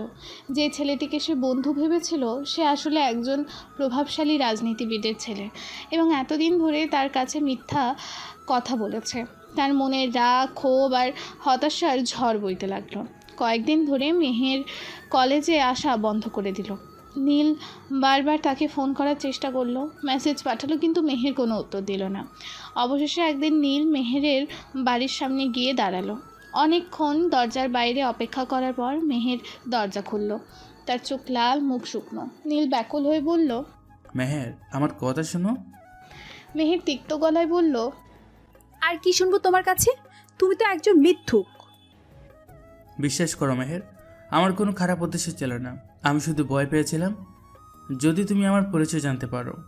মেহের চিৎকার করে উঠল, তোমার পরিচয়ের জন্য নয়, আমি ঘৃণা করি মিথ্যাকে। তুমি জেনে শুনে আমার কাছে এত বড় একটা সত্যি লুকিয়ে রেখেছো। আমি তোমাকে সব খুলে বলতে চেয়েছিলাম। আর এখন বলার কি আছে? আমাদের মধ্যে আর কিচ্ছু নেই। নীল কাতর স্বরে বলল, মেহের প্লিজ এমন বলো না, আমাদের বন্ধুত্ব। মেহের তিক্ত হেসে বলল, বন্ধুত্ব? একটা মিথ্যের উপর ভিত্তি করে কোনো বন্ধুত্ব টিকতে পারে না। যাও এখান থেকে, আমি আর তোমার মুখ দেখতে চাই না। কথাগুলো শেষ করে মেহের দরজা বন্ধ করে দিল। বাইরে অন্ধকারে একা দাঁড়িয়ে রইল নীল। তার মনে হলো যেন তার পৃথিবী ভেঙে চুরমার হয়ে গেল। রাহুল তার উদ্দেশ্য সফল করেছে। নীল আর মেহেরের বন্ধুত্বে চির ধরেছে। মেহেরের দরজা বন্ধ হওয়ার পর নীল কিছুক্ষণ স্তব্ধ হয়ে দাঁড়িয়ে রইল। তার মনে হচ্ছিল যেন কেউ তার হৃৎপিণ্ডটা ছিঁড়ে নিয়েছে। এতদিনে গড়ে তোলা বন্ধুত্ব, ধীরে ধীরে জন্ম নেওয়া ভালো লাগে, সব কিছু এক মুহূর্তে ধূলিসাৎ হয়ে গেল। রাহুলের বিদ্বেষ আর মিথ্যে বলার ভয়ে তার সব চেষ্টা ব্যর্থ হলো। পরের দিন কলেজে নীলের মেজাজ ছিল থমথমে। ফাহিম তার কাছে এসে জানতে চাইল কি হয়েছে, কিন্তু নীল কোনো উত্তর দিতে পারল না। তার মনে তখন একটাই রাগ, রাহুলের ওপর। সেই মিহিরের কাছে সব সত্যি ফাঁস করেছে, তাদের সুন্দর সম্পর্কটা ভেঙে দিয়েছে। ক্যান্টিনে রাহুলকে বন্ধুত্বের সাথে হাসতে দেখে নীলের আর নিজেকে সামলাতে পারল না। রাগে তার শরীর কাঁপতে লাগলো। সে দ্রুত পায়ে রাহুলের টেবিলের কাছে গিয়ে দাঁড়ালো। রাহুল? নীলের কণ্ঠস্বর তীক্ষ্ণ শোনালো। রাহুল হেসে মুখ তুলে তাকালো। আরে নীল, কি ব্যাপার? আজ তোর মুখটা এমন শুকনো কেন? তুই সব বলে দিয়েছিস, তাই না? নীলের চোখে আগুন জ্বলছিল। তুই মেহেরকে সব সত্যি জানিয়েছিস? রাহুলের মুখের হাসি মিলিয়ে গেল। সে শান্ত স্বরে বলল, হ্যাঁ তো। নীল চিৎকার করে উঠল। তো মানে? তুই জানিস তুই কি করেছিস? তুই আমাদের বন্ধুত্ব ভেঙে দিয়েছিস। ও, সেই নাটকে বন্ধুত্ব? রাহুল ব্যঙ্গের হাসি হাসল। যেখানে একজন মিথ্যে পরিচয় দিয়ে একটা মেয়ের সাথে ভাব জমায়। নীল দাঁতে দাঁত চেপে বলল, আমি মিথ্যা বলিনি, আমি শুধু ভয় পেয়েছিলাম। তুই তো জানিস মেহের রাজনীতিবিদদের কতটা ঘৃণা করে। আর সেই সুযোগটাই তো আমি নিয়েছি। রাহুল নির্লজ্জের মতো বলল, তাকে উচিত শিক্ষা দেওয়ার এটাই ছিল সঠিক সময়। তুই একটা নীচ কাপুরুষ। নীল রাগে কাঁপতে কাঁপতে বলল, তুই আমার আর মেহেরের মাঝে এসেছিস। আহা হা হা, প্রেম ভেঙে গেলে বুঝি খুব কষ্ট হয়? রাহুল হেসে উঠল। তবে আমার কি, আমার তো কাজ আছে। নীল আর নিজেকে ধরে রাখতে পারল না। সে এক ঝটকায় রাহুলের কলার ধরে তাকে চেয়ার থেকে টেনে তুলল। আমি তোকে এর জন্য ছাড়বো না। রাহুলও তেড়ে এলো। তুই আমার কি করবি? যা পারিস করকে যা। মুহূর্তের মধ্যে তাদের মধ্যে হাতাহাতি শুরু হয়ে গেল। ক্যান্টিনের অন্যান্য ছাত্রছাত্রীরা ভয়ে চিৎকার করতে লাগলো। চেয়ার টেবিল উল্টে পড়ল। নীল রাগে অন্ধের মতো ঘুষি মারতে লাগলো, আর রাহুলও পাল্টা আঘাত করতে চেষ্টা করলো। মার মার। রাহুলের বন্ধুরাও উৎসাহ দিতে লাগলো। ফাহিম দ্রুত উঠে এসে নীলকে থামানোর চেষ্টা করলো। নীল, শান্ত হ, এটা ঠিক না। কিন্তু নীল তখন রাগে উন্মত্ত। তার মাথায় শুধু একটাই চিন্তা, রাহুলকে উচিত শিক্ষা দেওয়া। ছাড় আমাকে ফাহিম। নীল চিৎকার করলো, আমি এই শহরের বাচ্চাকে মেরেই ফেলবো। অবশেষে ক্যান্টিনের অন্যান্য সিনিয়র ছাত্ররা এবং কলেজের কিছু স্টাফ ছুটে এসে তাদের দুজনকে আলাদা করলো। নীল হাঁপাচ্ছিল, তার মুখ লাল হয়ে ফুলে উঠেছে, রাহুলের ঠোঁট ফেটে রক্ত পড়ছে। কলেজের এক অধ্যাপক ধমক দিয়ে বললেন, তোমাদের দুজনের সাহস কত বড়? এটা কি মাছের বাজার পেয়েছো তোমরা? এই ছেলেটা। নীল তখনও রাগে ফুঁসছিল। রাহুলের দিকে আঙুল দেখিয়ে বলল, এই শহরের বাচ্চা আমার জীবন নষ্ট করে দিয়েছে। আর তুই কি সাধু? রাহুলও কম যায় না। মিথ্যে কথা বলে প্রেম করতে এসেছিস? অধ্যাপক ধমক দিয়ে বললেন, যথেষ্ট হয়েছে, তোমরা দুজন এক্ষুনি প্রিন্সিপাল রুমে চলো। প্রিন্সিপালের রুমে তাদের দুজনেরই ভালো মতো ক্লাস হলো। প্রিন্সিপাল তাদের দুজনেরই কলেজে কিছুদিন প্রবেশাধিকার বাতিল করলেন এবং ভবিষ্যতে এমন ঘটনা ঘটলে কঠোর ব্যবস্থা নেওয়ার হুঁশিয়ারি দিলেন। কলেজ থেকে বেরিয়ে নীল আর ফাহিম চুপচাপ হাঁটতে লাগলো। নীলের মনে তখন ঝড় বইছে। মেহেরের ঘৃণা, রাহুলের বিদ্বেষ আর নিজের অসহায়তা সব কিছু মিলেমিশে তাকে যেন দম বন্ধ করে দিচ্ছিল। দোস্তি, একটু শান্ত হ। যা হয়ে গেছে সেটা তো আর ফেরানো যাবে না। কিন্তু আমি কিভাবে শান্ত হব ফাহিম? ও আমার ভুল বুঝতেও চাইল না, শুধু রাহুলের কথা বিশ্বাস করলো। মেহের এখন খুব আঘাত পেয়েছে, হয়তো একটু সময় দিলে ও সব বুঝতে পারবে। সময়? নীল হতাশ হয়ে বলল, আমার মনে হয় না আর কোনো সময় আছে। তাদের দুজনের মধ্যে আর কোনো কথা হলো না। নীরবতা ভেঙে শুধু রাস্তার গাড়ির আওয়াজ ভেসে আসছিল। নীলের মনে তখন একটাই প্রতিজ্ঞা, রাহুলকে সে এর জন্য ক্ষমা করবে না। তাদের মধ্যে যা হয়েছে হয়েছে, তার ফল রাহুলকে ভুগতে হবে। কয়েকদিন পর নীলের নিষেধাজ্ঞার মেয়াদ শেষ হলো। কলেজে ফিরে সে জানতে পারলো মেহের এখনও কলেজে আসছে না। তার মনটা আরও খারাপ হয়ে গেল। সে বুঝতে পারছিল রাহুল তার উদ্দেশ্য সফল করেছে। তাদের সুন্দর সম্পর্কটা ভেঙে গেছে, আর এর জন্য দায়ী শুধু রাহুল। কলেজে নিষেধাজ্ঞা ওঠার পর নীল যেন দিশেহারা পাখির মতো মেহেরকে খুঁজে বেড়াতো। ক্লাসে, লাইব্রেরিতে, ক্যান্টিনে, যেখানেই সামান্যতম সম্ভাবনা থাকতো মেহেরের দেখা পাওয়ার, সেখানেই ছুটে যেত সে। কিন্তু মেহের যেন পণ করেছিল নিজের ছায়া মারাবে না। তাকে দেখলেই মুখ ফিরিয়ে নিত, দ্রুত পায়ে অন্যদিকে চলে যেত, যেন নীল একটি বিষাক্ত কীট। নীলের ব্যাকুল করা ডাক তার কানে পৌঁছাতো না, তার কাতর মিনতি হৃদয় স্পর্শ করতো না। মেহেরের এই নিষ্পৃহতা নীলের বুকের গভীরে জমাট বাঁধা কষ্টের পাহাড় আরও উঁচু করে তুলত। একদিন ক্লাসের শেষে করিডোরে যখন প্রায় ফাঁকা, নীল দ্রুত এগিয়ে গিয়ে মেহেরের হাত ধরে ফেলল। মেহের, প্লিজ আমার কথাটা একবার শোনো। মেহের সঙ্গে সঙ্গে তার হাত ছাড়িয়ে নিল। তার চোখে আগুনের হালকা। আমার আর কি শোনার আছে? যা বলার ছিল তো সেদিনই বলেছি। কিন্তু আমি তোমাকে সব সত্যিটা বলতে চেয়েছিলাম। নীলের স্বর বেদনায় ভেঙে যাচ্ছিল। বিশ্বাস করো, আমার কোনো খারাপ উদ্দেশ্য ছিল না। খারাপ উদ্দেশ্য ছিল না? মেহেরের কণ্ঠস্বর তীক্ষ্ণ শোনালো, যেন ধারালো ছুরি। এত বড় একটা মিথ্যা তুমি আমার কাছে লুকিয়ে রেখেছিলে, আর বলছো খারাপ উদ্দেশ্য ছিল না? তুমি কি ভেবেছিলে আমি বোকা? আমি ভয় পেয়েছিলাম মেহের। নীলের চোখ জলে ভরে আসছিল। আমি তোমার রাজনীতিবিদদের প্রতি ঘৃণা দেখেছি। আমার ভয় ছিল যদি তুমি আমার বাবার পরিচয় জানতে পারো, তাহলে তুমি আমাকেও সেই চোখে দেখবে। ঘৃণা তো আমি করছি। মেহেরের ঠোঁট কাঁপছিল, তার চোখে চিকচিক করছিল অশ্রুজল। তুমি আমার বিশ্বাসের সাথে প্রতারণা করেছো। আমার মনে হয় তুমি জেনে শুনে তোমার রাজনীতি পরিচয় গোপন করে আমার সাথে বন্ধুত্ব করেছিলে। এটা একটা চাল ছিল, তাই না? না মেহের, দুহাই তোমার। নীল এগিয়ে এসে মেহেরের হাত ধরতে চেয়েছিল, কিন্তু মেহের বিদ্যুৎ স্পৃষ্টের মতো দুপা পিছিয়ে গেল। আর কাছে আসার চেষ্টা করবে না। মেহের কণ্ঠস্বর হিমশীতল শোনালো। আমাদের মধ্যে আর কিচ্ছু নেই। তুমি আমার জীবন থেকে দূরে সরে যাও। কথাগুলো শেষ করে মেহের দ্রুত পায়ে হেঁটে গেল। একেবারের জন্য পিছন ফিরে তাকালো না। নীল সেখানেই পাথরের মতন দাঁড়িয়ে রইল। তার মনে হচ্ছিল যেন তার শেষ আশ্রয়টুকু ভেঙে চুরমার হয়ে গেল। মেহেরের উপেক্ষা আর ঘৃণা তার আত্মাকে ক্ষতবিক্ষত করছিল। এরপর নীল আরও বহুবার মেহেরের সাথে কথা বলার চেষ্টা করেছে। কলেজে, রাস্তায়, যেখানে পেরেছে ছুটে গেছে তার কাছে, কিন্তু প্রতিবারই একই চিত্রনাট্যের পুনরাবৃত্তি ঘটেছে। মেহের তাকে এড়িয়ে গেছে, তার কোনো কথার উত্তর দেয়নি, তার দিকে ফিরেও তাকায়নি। দুজনের মনেই গভীর কষ্টের ঢেউ আছড়ে পড়েছে।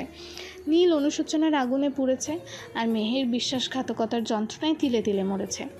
কলেজে যখন মেহেরের আনাগোনা প্রায় বন্ধ হয়ে গেল, তখন নীল দিশেহারা হয়ে পড়ল। শুধু কলেজের গেটে দাঁড়িয়ে বা মেসেজ পাঠিয়ে আর কোনো লাভ হবে না, এটা সে বুঝতে পারছিল। তাই একদিন বিকেলে সে মেহেরের পড়ার উদ্দেশ্যে রওনা হলো। ফাহিম তাকে বারবার নিষেধ করেছিল, বলেছিল মেহের এখন এতটাই ভেঙে পড়েছে যে নীলের যাওয়াটা তার কাছে আরও বেশি অপমানের কারণ হতে পারে। কিন্তু নীল আর কোনো উপায় খুঁজে পাচ্ছিল না। তার মনে একটাই আশা, যদি একবার মেহেরের সাথে সামনাসামনি কথা বলা যায়, যদি একবার তার ভুল বোঝানো যায়। সন্ধ্যা নামতেই নীল মেহেরের বাড়ির দরজার সামনে গিয়ে দাঁড়ালো। পাড়ার রাস্তায় আবছা আলো, চারপাশ নীরব, থমথমে। দরজায় কড়া নাড়তে তার হাত পা কাঁপছিল, বুকের ভেতর ধুকপুক করছিল অজানা আশঙ্কায়। কিছুক্ষণ অপেক্ষার পর দরজা খুলল। মেহেরের মা বিষণ্ণ মুখে দাঁড়িয়েছিলেন। মেহেরের মা অবাক হয়ে বললেন, আপনি? আমি নীল। নীল বলল, তার গলা সামান্য কাঁপছিল। আমি মেহেরের সাথে একটু কথা বলতে এসেছিলাম। মেহেরের মা দীর্ঘশ্বাস ফেললেন। মেহের তো ভেতরে আছে বাবা, কারোর সাথে কথা বলতে চাইছে না, সারাদিন নিজের ঘরে দরজা বন্ধ করে থাকে। আমি জানি, কিন্তু আমি একবার চেষ্টা করতে চাই। প্লিজ, শুধু একবার অনুমতি দিন। আমি বেশিক্ষণ বিরক্ত করব না। মেহেরের মা কিছুক্ষণ চুপ করে রইলেন, তার চোখে দ্বিধা। তারপর আস্তে করে বললেন, দাঁড়ান, আমি দেখছি। কিছুক্ষণ পর মেহের বেরিয়ে এলো, তার চোখ ফোলা, মুখের চামড়া শুকনো, বিধ্বস্ত। নীলকে দরজায় দেখে তার মুখ কঠিন হয়ে গেল, যেন পাথর খোদাই করা মূর্তি। তুমি এখানে কেন এসেছো? মেহেরের গলায় বিরক্তির আর চাপা ক্রোধের মিশ্রণ। মেহের, আমি শুধু একবার তোমার কাছে ক্ষমা চাইতে এসেছি। নীল ব্যাকুল হয়ে বলল, আমি জানি আমি ভুল করেছি, কিন্তু আমার বিশ্বাস করো। তোমার কোনো বিশ্বাসযোগ্যতা নেই। মেহেরের কণ্ঠস্বর রুদ্ধ হয়ে এলো, যেন কান্নার দম আটকে আসছে। তুমি জেনে শুনে আমার সাথে মিথ্যে বলেছো। আমার কষ্টের কারণ জেনে তুমি তোমার আসল পরিচয় গোপন করেছো। তুমি আমার বিশ্বাস ভেঙে চুরমার করে দিয়েছো। আমি তোমাকে বোঝাতে চেয়েছিলাম মেহের। নীল এগিয়ে এসে তার হাত ধরতে চেয়েছিল। মেহের সঙ্গে সঙ্গে দুপা পিছিয়ে গেল, তার চোখে তীব্র ঘৃণা। আর আমাকে স্পর্শ করার চেষ্টা করবে না। তুমি আমার চোখের সামনে থেকে চলে যাও। আমি তোমাকে দেখতে চাই না। তোমার মতো মৃত্যু আর প্রতারকের সাথে আমার কোনো কথা নেই। নীল অসহায়ভাবে মেহেরের দিকে তাকিয়ে রইল। তার বলার আর কিছু ছিল না। মেহেরের চোখে তার জন্য শুধু ঘৃণা আর বিতৃষ্ণা দেখতে পেল। তার মনে হচ্ছিল তার প্রতিটা কথা যেন মেহেরের হৃদয় নতুন করে আঘাত করছে। প্লিজ নীল, তুমি এখান থেকে যাও। মেহেরের মা এগিয়ে এসে বললেন, তার চোখে করুণার দৃষ্টি। মেহের এখন শান্তিতে থাকতে চায়, ওকে আর কষ্ট দিও না। নীল আর দাঁড়ালো না। মাথা নিচু করে বুকের ভেতর জমাট বাঁধা কষ্ট নিয়ে সে মেহেরের বাড়ি থেকে বেরিয়ে এলো। তার মনে হচ্ছিল যেন তার শেষ আশাটুকুও ধূলিসাৎ হয়ে গেল। মেহেরের ঘৃণা আর অপমান তার হৃদয় এফোর করে দিচ্ছিল। সে বুঝতে পারছিল তার ভুলের প্রায়শ্চিত্ত তাকে সারা জীবন করতে হবে। রাতের অন্ধকারে এক রাস্তায় হাঁটতে হাঁটতে তার মনে একটাই প্রতিজ্ঞা, মেহেরের মনে তার জন্য যে ভুল ধারণা তৈরি হয়েছে সেটা তাকে যে কোনো মূল্যে ভাঙতে হবে। মেহেরের প্রত্যাখ্যানে ধাক্কা সামলাতে পারছিল না নীল। রাতের পর রাত নির্ঘুম কাটাতো, সিলিংয়ের দিকে তাকিয়ে থাকতো অপলক দৃষ্টিতে। মেহেরের ঘৃণা ভরা মুখ, তার কঠিন কথাগুলো যেন তীক্ষ্ণ কাঁটার মতন বিঁধত হৃদয়ে। বাড়িতে এসে তেমন কারোর সাথে কথা বলতো না, নিজের ঘরে নিজেকে বন্দি করে রাখতো। মিস্টার জাফর আলম ছেলের এই পরিবর্তন লক্ষ্য করেছিলেন, কিন্তু তিনি বুঝতে পারছিলেন এখন জোর করে কিছু জিজ্ঞাসা করলে হিতে বিপরীত হতে পারে। নীরব থেকে তিনি নীলকে তার নিজের মতো করে কষ্টটা হজম করার সময় দিচ্ছিলেন। কিন্তু নীলের অস্থিরতা বাড়ছিল। মেহেরের ভুল ধারণা ভাঙানো যে জরুরি, তার মনে একটাই চিন্তা ঘুরপাক খাচ্ছিল। একবার যদি মেহের শান্তভাবে তার কথা শোনে। ধৈর্যের বাঁধ ভেঙে একদিন গভীর রাতে নীল তার গাড়ির চাবি হাতে নিল। ফাহিম বারংবার নিষেধ করা সত্ত্বেও সে মেহেরের বস্তির উদ্দেশ্যে রওনা হলো। তার মনে তখন একটাই জিদ, সত্যিটা মেহেরকে জানতেই হবে। বস্তির বাইরে গাড়ি থামিয়ে সাবধানে মেহেরের বাড়ির দিকে এগিয়ে গেল নীল। টিমটিম করে দু একটা আলো জ্বলছিল কোনো কোনো ঘরে। দরজায় কড়া নাড়তে তার হাত কাঁপছিল, বুকের ভেতর চাপা উত্তেজনা। কিছুক্ষণ ইতস্তত করে অবশেষে দুর্বলভাবে কড়া নাড়ল সে। কিছুক্ষণ পর দরজা খুলল। মেহেরের মা ক্লান্ত চোখে নীলকে দেখে অবাক হলেন। আপনি এত রাতে? নীল মিনতি ভরা স্বরে বলল, আমি শুধু মেহেরের সাথে একবার কথা বলতে এসেছিলাম, প্লিজ একটু অনুমতি দিন। মেহেরের মা দীর্ঘশ্বাস ফেলে বললেন, ও তো ঘুমাচ্ছে বাবা, আর এখন আর ডেকো না, শরীরটাও ভালো নেই। ঠিক তখনই ভেতর থেকে মেহেরের ক্ষীণ কণ্ঠস্বর ভেসে এলো, মা, কে এসেছে? মেহের এগিয়ে এসে দরজায় নীলকে দেখে চমকে গেল। তার চোখে বিরক্তি আর বিস্ময়ের মিশ্রণ। তুমি এত রাতে এখানে কি করছো? মেহের প্লিজ একটু কথা শুনো। নীলের স্বর করুণ শোনালো। আমি তোমাকে সব বোঝাতে চাই। মেহের উপেক্ষা করে দরজা বন্ধ করতে উদ্যত হলো, কিন্তু নীল দ্রুত তার হাত ধরে ফেলল। প্লিজ মেহের, শুধু 5টা মিনিট আমার একটাবার কথা শোনো। মেহের কঠিন চোখে নীলের দিকে তাকিয়ে কিছুক্ষণ চুপ করে রইল। তারপর গভীর শ্বাস ফেলে বলল, ঠিক আছে, কিন্তু এখানে নয়, চলো একটু দূরে যাই। মেহের নীরবে নীলের সাথে হেঁটে চলল। বস্তির সরু অন্ধকার রাস্তা ধরে তারা কিছুটা দূরে একটা ফাঁকা জায়গায় গিয়ে দাঁড়ালো। চাঁদের আবছা আলোয় দুজনের বিষণ্ণ মুখ স্পষ্ট দেখাচ্ছিল। চারপাশে নীরবতা তাদের ভেতরের কষ্টের প্রতিচ্ছবি যেন। কি বলতে চাও তুমি? মেহেরের গলায় এখনও সে শীতলতা, যেন বরফ জমাট বেঁধে আছে। মেহের, আমি জানি আমি ভুল করেছি। নীল বলল, তার স্বর অনুশোচনায় ভরা। কিন্তু আমার বিশ্বাস করো, আমার কোনো খারাপ উদ্দেশ্য ছিল না। আমি শুধু ভয় পেয়েছিলাম তোমার ঘৃণার জন্য তোমাকে হারাতে হবে। তুমি আমার বিশ্বাস ভেঙেছো। মেহেরের কণ্ঠস্বর রুদ্ধ হয়ে এলো। তুমি জেনে শুনে আমার কাছে এত বড় একটা সত্যি লুকিয়ে রেখেছিলে। আমি তোমাকে সব সত্যি বলতে চেয়েছিলাম। নীল বলল, কিন্তু রাহুল ও সুযোগের অপেক্ষা ছিল। তাদের কথোপকথন যখন চলছিল তখন হঠাৎ একটা গাড়ির আওয়াজ শোনা গেল। একটা দামি গাড়ি এসে তাদের কাছে থামলো। গাড়ি থেকে নামলেন স্থানীয় চেয়ারম্যান, এলাকার একজন প্রভাবশালী ব্যক্তি। তিনি নীলকে দেখে এগিয়ে এলেন, তার মুখে হাসি। আরে নীল সাহেব, এত রাতে এখানে? চেয়ারম্যানের গলার স্বরে আন্তরিকতা। নীল অপ্রস্তুত হয়ে আমতা আমতা করে বলল, আঙ্কেল আমি আসলে। চেয়ারম্যান হাসলেন। কি আর বলবে, তোমরা যুবকরা তো সমাজের জন্য অনেক ভালো কাজ করেছ, আর এই বস্তির চেহারাটা পাল্টে দিয়েছো তোমরা। মেহের অবাক হয়ে চেয়ারম্যানের দিকে তাকালো। আপনি কার কথা বলছেন? আর বলবেন না। চেয়ারম্যান বললেন, এই যে নীল সাহেব আর তার বন্ধুরা মিলেমিশে বস্তির রাস্তাঘাট ঠিক করে দিচ্ছে, জলের পাম্প বসিয়েছে, বাচ্চাদের জন্য একটা ছোট স্কুল ঘর তৈরি করে দিয়েছে। অভাবের কারণে যারা বাচ্চাদের পড়তে পারতো না, এখন তারা ভরসা পাচ্ছে। সত্যি খুব ভালো কাজ করেছে ছেলেটা। মেহেরের চোখ বিস্ফোরিত হলো। সে অবিশ্বাস হয়ে নীলের দিকে তাকালো। তুমি সেই এমপির ছেলে? চেয়ারম্যান হেসে বললেন, হ্যাঁ মা, এই নীল বাবাই সব করাচ্ছে। ওর বাবা এমপি সাহেব সব রকম সাহায্য করছেন। এত অল্প বয়সে এত ভালো কাজ করা দেখে আমার তো বিশ্বাসই হয় না। তোমরা কি ওকে চেনো? মেহেরের মুখ থমথমে হয়ে গেল। এতদিন ধরে সে শুনেছে কোনো এক এমপির ছেলে তাদের বস্তির জন্য কাজ করেছে, কিন্তু সে ঘুণাক্ষরে বুঝতে পারেনি সেই ছেলেটি আর কেউ নয়, নীল, যার রাজনৈতিক পরিচয় সে ঘৃণা করে। সেই রাজনৈতিক পরিবারের ছেলে হয়েও নীল নিঃস্বার্থভাবে তাদের জন্য এত কিছু করেছে। তার মনের ভেতরের যেন একটা ঝড় উঠল। এতদিনের জমে থাকা রাগ, অভিমান, ঘৃণা সব কিছু এক মুহূর্তে ধুয়ে মুছে গেল। তার জায়গায় জেগে উঠল এক নতুন অনুভূতি, বিস্ময়, কৃতজ্ঞতা, আর সেই সাথে এক গভীর প্রশ্ন, কেন নীল এতদিন তার পরিচয় গোপন রেখেছিল? আর কেনই বা একজন এমপির ছেলে হয়েও সে তাদের মতো সাধারণ মানুষের জন্য এত কষ্ট করছে? তার মনের ভেতর যেন এক নতুন দিগন্ত উন্মোচিত হলো। চেয়ারম্যানের কথাগুলো মেহেরের মাথায় যেন বজ্রপাতের মতন আঘাত করলো। এতক্ষণ ধরে তার মনের মধ্যে যে ঘৃণার ক্ষোভ জমাট বেঁধেছিল তা এক মুহূর্তে কর্পূরের মতন উবে গেল। তার মনে হতে লাগলো এতদিন ধরে সে একটা ভুল ধারণার মধ্যে ছিল। নীল তাকে চমকে দিতে চেয়েছিল, তার বাবার পরিচয় গোপন রেখে তার মন জয় করতে চেয়েছিল।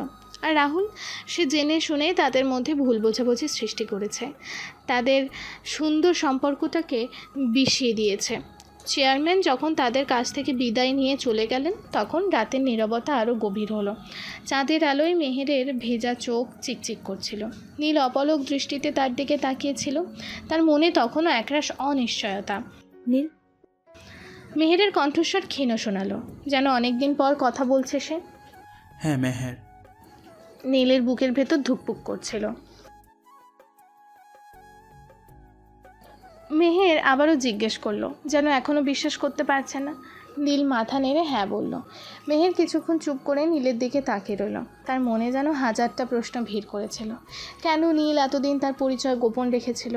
কেন একজন প্রভাবশালী রাজনীতিবিদের ছেলে হয়েও সে তাদের মতো সাধারণ মানুষের জন্য এত কষ্ট করছে? তুমি কেন আমাকে আগে বলনি? মেহেরের গলায় অভিমান। আমি বলতে চেয়েছিলাম মেহের, কিন্তু তুমি আমাকে বলার সুযোগ দাওনি। আর আমি ভয় পেয়েছিলাম। তোমার রাজনীতিবিদদের প্রতি ঘৃণা আমি দেখেছি। আমার ভয় ছিল যদি তুমি আমার বাবার পরিচয় জানতে পারো তাহলে তুমি আমাকেও ঘৃণা করবে। কিন্তু তুমি তো...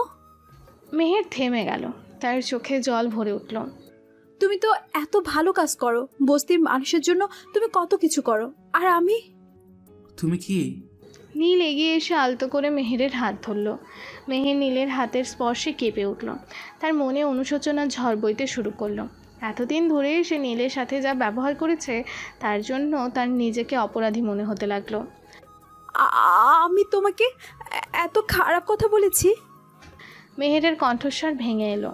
আমি তোমাকে বিশ্বাস করিনি। আমি ভেবেছিলাম তুমিও হয়তো... নীল আলতো করে মেহেরের ঠোঁটে আঙুল রাখলো। তুমি যা ভেবেছিলে তার জন্য আমি তোমাকে দোষ দিই না মেহের। আমারই বলছিল, আমার উচিত ছিল প্রথম দিনই তোমাকে সব সত্যিটা বলা। কিন্তু তুমি কেন এত কষ্ট করছো? মেহেরের চোখে বিস্ময়। তোমার তো এসব করার কোনো দরকার ছিল না। দরকার ছিল মেহের। আমি তোমাদের কষ্ট দেখেছি। আমি চেয়েছিলাম আমার সাধ্যমতো তোমাদের পাশে দাঁড়াতে। আর বিশ্বাস করো, আমার বাবারও এটাই ইচ্ছে। মেহের নীরবে নীলের দিকে তাকিয়ে রইল। চাঁদের আলোয় নীলের চোখে এক গভীর সিনসিয়ারিটি দেখতে পেল সে। তার মনে হতে লাগলো এতদিন ধরে সে একটা ভুল মানুষকে ঘৃণা করেছে। আমি দুঃখিত নীল। মেহেরের কণ্ঠস্বর রুদ্ধ হয়ে এলো। এতদিন ধরে আমি তোমার সাথে যা ব্যবহার করেছি তার জন্য আমি লজ্জিত। আরে পাগলি। নীল হেসে মেহেরের চোখের জল মুছিয়ে দিল। তুমি কেন ক্ষমা চাইছো? ভুল তো আমারই ছিল। না নীল, আমি তোমার ভালো দিকটা দেখতে পাইনি। আমি শুধু আমার পুরনো কষ্টের ছায়া ঢাকা ছিলাম। এখন তো সব পরিষ্কার। আমরা আবার নতুন করে শুরু করতে পারি, তাই না? মেহের নীলের দিকে তাকিয়ে হাসল। সেই হাসিতে এতদিনে জমে থাকা মেঘ যেন এক মুহূর্তে সরে গেল। হ্যাঁ নীল, আমরা আবার নতুন করে শুরু করতে পারি। তাদের দুজনের মধ্যে নীরবতা নেমে এলো, কিন্তু সেই নীরবতা আগের মতো তিক্ত ছিল না, বরং সেখানে ছিল এক গভীর বোঝাপড়া আর ভালোবাসার উষ্ণতা। তুমি কি জানতে? মেহের কিছুক্ষণ পর বলল। কি জানতে? নীল কৌতূহলী হয়ে জিজ্ঞেস করলো। তুমি যখন প্রথম আমার সাথে কথা বলতে এসেছিলে তখন থেকে আমার মনে একটা অন্যরকম অনুভূতি হয়েছিল। মেহের বলল। কিন্তু আমার পুরনো তিক্ত অভিজ্ঞতা আমাকে বিশ্বাস করতে দেয়নি। আমারও। নীল হেসে বলল। তোমার তেজদীপ্ত চোখ আর স্পষ্ট কথা বলার ভঙ্গি প্রথম দিন থেকে আমাকে মুগ্ধ করছিল। কিন্তু আমি তোমার সাথে এত খারাপ ব্যবহার করেছি। মেহের আবার অনুতপ্ত হলো। কোনো ক্ষতি নেই। নীল বলল, সব ভুল বোঝাবুঝির অবসান হয়েছে তো? মেহের মাথা নেড়ে সম্মতি জানালো। চলো, অনেক রাত হয়েছে, তোমাকে বাড়ি পৌঁছে দেই। তারা দুজনে নীরবে হাঁটা শুরু করলো। রাতের অন্ধকারে তাদের হাতের স্পর্শে এক নতুন সম্পর্কের সূচনা হলো। এতদিনের ঝড়ঝাপটার পর অবশেষে তাদের মনে শান্তি ফিরে এলো। নীল, মেহের কিছুক্ষণ পর বলল, হ্যাঁ। রাহুল? মেহের থেমে গেল। রাহুল যা করেছে তার জন্য তাকে অনুতপ্ত হতে হবে। নীলের গলায় দৃঢ়তা। আমি আর তাকে আমাদের মাঝে আসতে দেব না। মেহের নীলের দিকে তাকিয়ে তার হাতের ওপর আলতো করে চাপ দিল। ধন্যবাদ নীল। কিসের জন্য? আমার পাশে থাকার জন্য, আর আমাকে সত্যিটা দেখানোর জন্য। নীল হাসলো। আমরা তো বন্ধু, তাই না? তার থেকেও বেশি। মেহেরের চোখে এক গভীর ভালোবাসার ঝিলিক মারল। রাতে নীরবতা ভেঙে তাদের পায়ের আওয়াজ ছাড়া আর কিছুই শোনা যাচ্ছিল না। মেহেরের বাড়ির কাছাকাছি এসে নীল থামলো। চাঁদের আলোয় মেহেরের মুখটা স্নিগ্ধ দেখাচ্ছিল। নীলের মনে হচ্ছিল এতদিনের ঝড়ঝাপটার পর অবশেষে তারা এক শান্ত কিনারে এসে দাঁড়িয়েছে। মেহের? নীল ডাকলো, তার গলায় এক গভীর আবেগ। মেহের নীলের দিকে তাকালো, তার চোখে একরাশ কৌতূহল আর ভালোবাসা। তুমি আমার উপর অনেক রাগ করেছিলে, অনেক কষ্ট দিয়েছিলে। নীল বলল, তার চোখে হালকা দুষ্টুমি। মেহের হেসে নীলের হাতের ওপর আলতো চাপ দিল। তুমি মিথ্যে বলেছিলে, তাই তো একটু রাগ করেছিলাম, তাই না? কিন্তু এখন? নীল গভীর দৃষ্টিতে মেহেরের চোখের দিকে তাকালো। এখন কি সব রাগ জল হয়ে গেছে? প্রায়। মেহের মুচকি হেসে উত্তর দিল। নীল এক মুহূর্তের জন্য চুপ থেকে পকেট থেকে একটা ছোট্ট ভেলভেটের বক্স বের করলো। চাঁদের আলোয় বক্সটা চিকচিক করে উঠল। মেহের অবাক হয়ে সেটার দিকে তাকিয়ে রইল। মেহের? নীল আবারও ডাকলো, তার স্বর সামান্য কাঁপছিল। আমাদের পথটা সহজ ছিল না, অনেক ভুল বোঝাবুঝি, অনেক বাধা এসেছে, কিন্তু শেষ পর্যন্ত আমরা একে অপরের কাছে ফিরে এসেছি। তুমি আমার জীবনে যা এনেছো তা অমূল্য। তুমি আমার থেকে সবচেয়ে সাহসী, সবচেয়ে সৎ আর সবচেয়ে সুন্দর মানুষ। নীল বক্সটা খুলল। ভেতরে ছোট্ট একটি হীরার আংটি জলজল করছিল। মেহের? নীল হাঁটু গেড়ে বসলো, তার চোখে গভীর ভালোবাসা। তুমি কি আমার জীবন সঙ্গিনী হবে? তুমি কি আমার সাথে সারা জীবন থাকবে? মেহেরের চোখে জল চিকচিক করে উঠল, তার ঠোঁটের কোণে এক টুকরো হাসি। তুমি কি পাগল? হ্যাঁ, তোমার জন্য। নীল হাসি মুখে উত্তর দিল। মেহেরা নিজেকে ধরে রাখতে পারল না, তার চোখ থেকে আনন্দাশ্রু গড়িয়ে পড়ল। হ্যাঁ নীল, হ্যাঁ, আমি তোমার সাথে সারা জীবন থাকবো। নীল উঠে দাঁড়িয়ে মেহেরের আঙুলে আংটিটা পরিয়ে দিল। চাঁদের আলোয় হীরাটা ঝলমল করে উঠল, যেন তাদের ভালোবাসার প্রতীক। তারা দুজনে কিছুক্ষণ একে অপরের দিকে তাকিয়ে রইল, তাদের চোখে শুধু অপার ভালোবাসা আর কৃতজ্ঞতা। আমি তোমাকে অনেক ভালোবাসি মেহের। নীল ফিসফিস করে বলল, আমিও তোমাকে অনেক ভালোবাসি নীল। মেহের উত্তর দিল, তার কণ্ঠস্বরে আবেগ ভরা।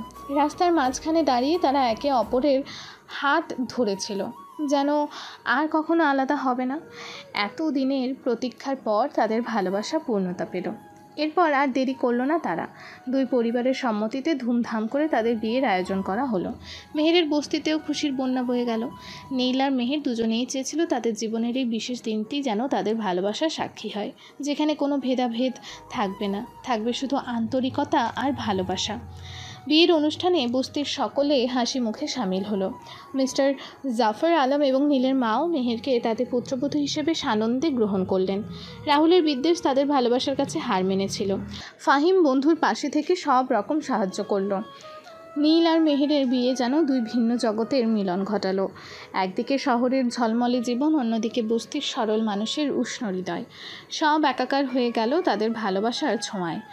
বিয়ের পর নীল আর মেহের তাদের নতুন জীবন শুরু করলো। তারা দুজনেই চেয়েছিল সমাজের জন্য কিছু করতে। নীল তার বাবার রাজনৈতিক প্রভাবকে কাজে লাগিয়ে বস্তির উন্নয়নের কাজ আরও জোরদার করলো, আর মেহের তার শিক্ষার অভিজ্ঞতা দিয়ে সেখানকার ছেলেমেয়েদের পড়াশোনায় সাহায্য করতে লাগলো। তাদের ভালোবাসার গল্প ধীরে ধীরে ছড়িয়ে পড়ল চারিদিকে। নীল একজন প্রভাবশালী এমপির ছেলে হয়েও কীভাবে সাধারণ মানুষের পাশে দাঁড়িয়েছে, আর মেহের কীভাবে তার সব তিক্ত অভিজ্ঞতা ভুলে নীলকে ভালোবেসেছে, এই কাহিনী মানুষের মুখে মুখে ফিরতে লাগলো। তাদের জীবনে অনেক বাধা এসেছে, অনেক ভুল বোঝাবুঝি হয়েছে, কিন্তু তাদের ভালোবাসার জোর সব সময় তাদের এক করে রেখেছে। তারা একে অপরের পরিপূরক হয়ে তাদের ভালোবাসার আলোয় আলোকিত হলো তাদের চারপাশ, আর তাদের গল্প হয়ে রইল এক উজ্জ্বল দৃষ্টান্ত। একদিন সন্ধ্যায় তারা দুজনেই তাদের ছোট্ট বারান্দায় বসেছিল, আকাশ ভরা তারা আর তাদের হাতে হাত। আমাদের পথটা কঠিন ছিল, তাই না? মেহের নীলের কাঁধে মাথা রেখে বলল, কিন্তু শেষ পর্যন্ত আমরা তো একসাথে। নীল মেহেরের চুলে আলতো করে হাত বুলিয়ে বলল, হ্যাঁ। মেহের দীর্ঘশ্বাস ফেলল, তবে সেটা কষ্টের নয়, শান্তির। আর এটাই সবচেয়ে বড় কথা। তারা দুজনে নীরব হয়ে আকাশের দিকে তাকিয়ে রইল। তাদের মনে আর কোনো দ্বিধা নেই, কোনো ভয় নেই, শুধু ছিল অফুরন্ত ভালোবাসা আর একে অপরের প্রতি গভীর বিশ্বাস। তাদের ভালোবাসার গল্প এখানেই শেষ হলো, এক সুখী সমাপ্তির সাথে।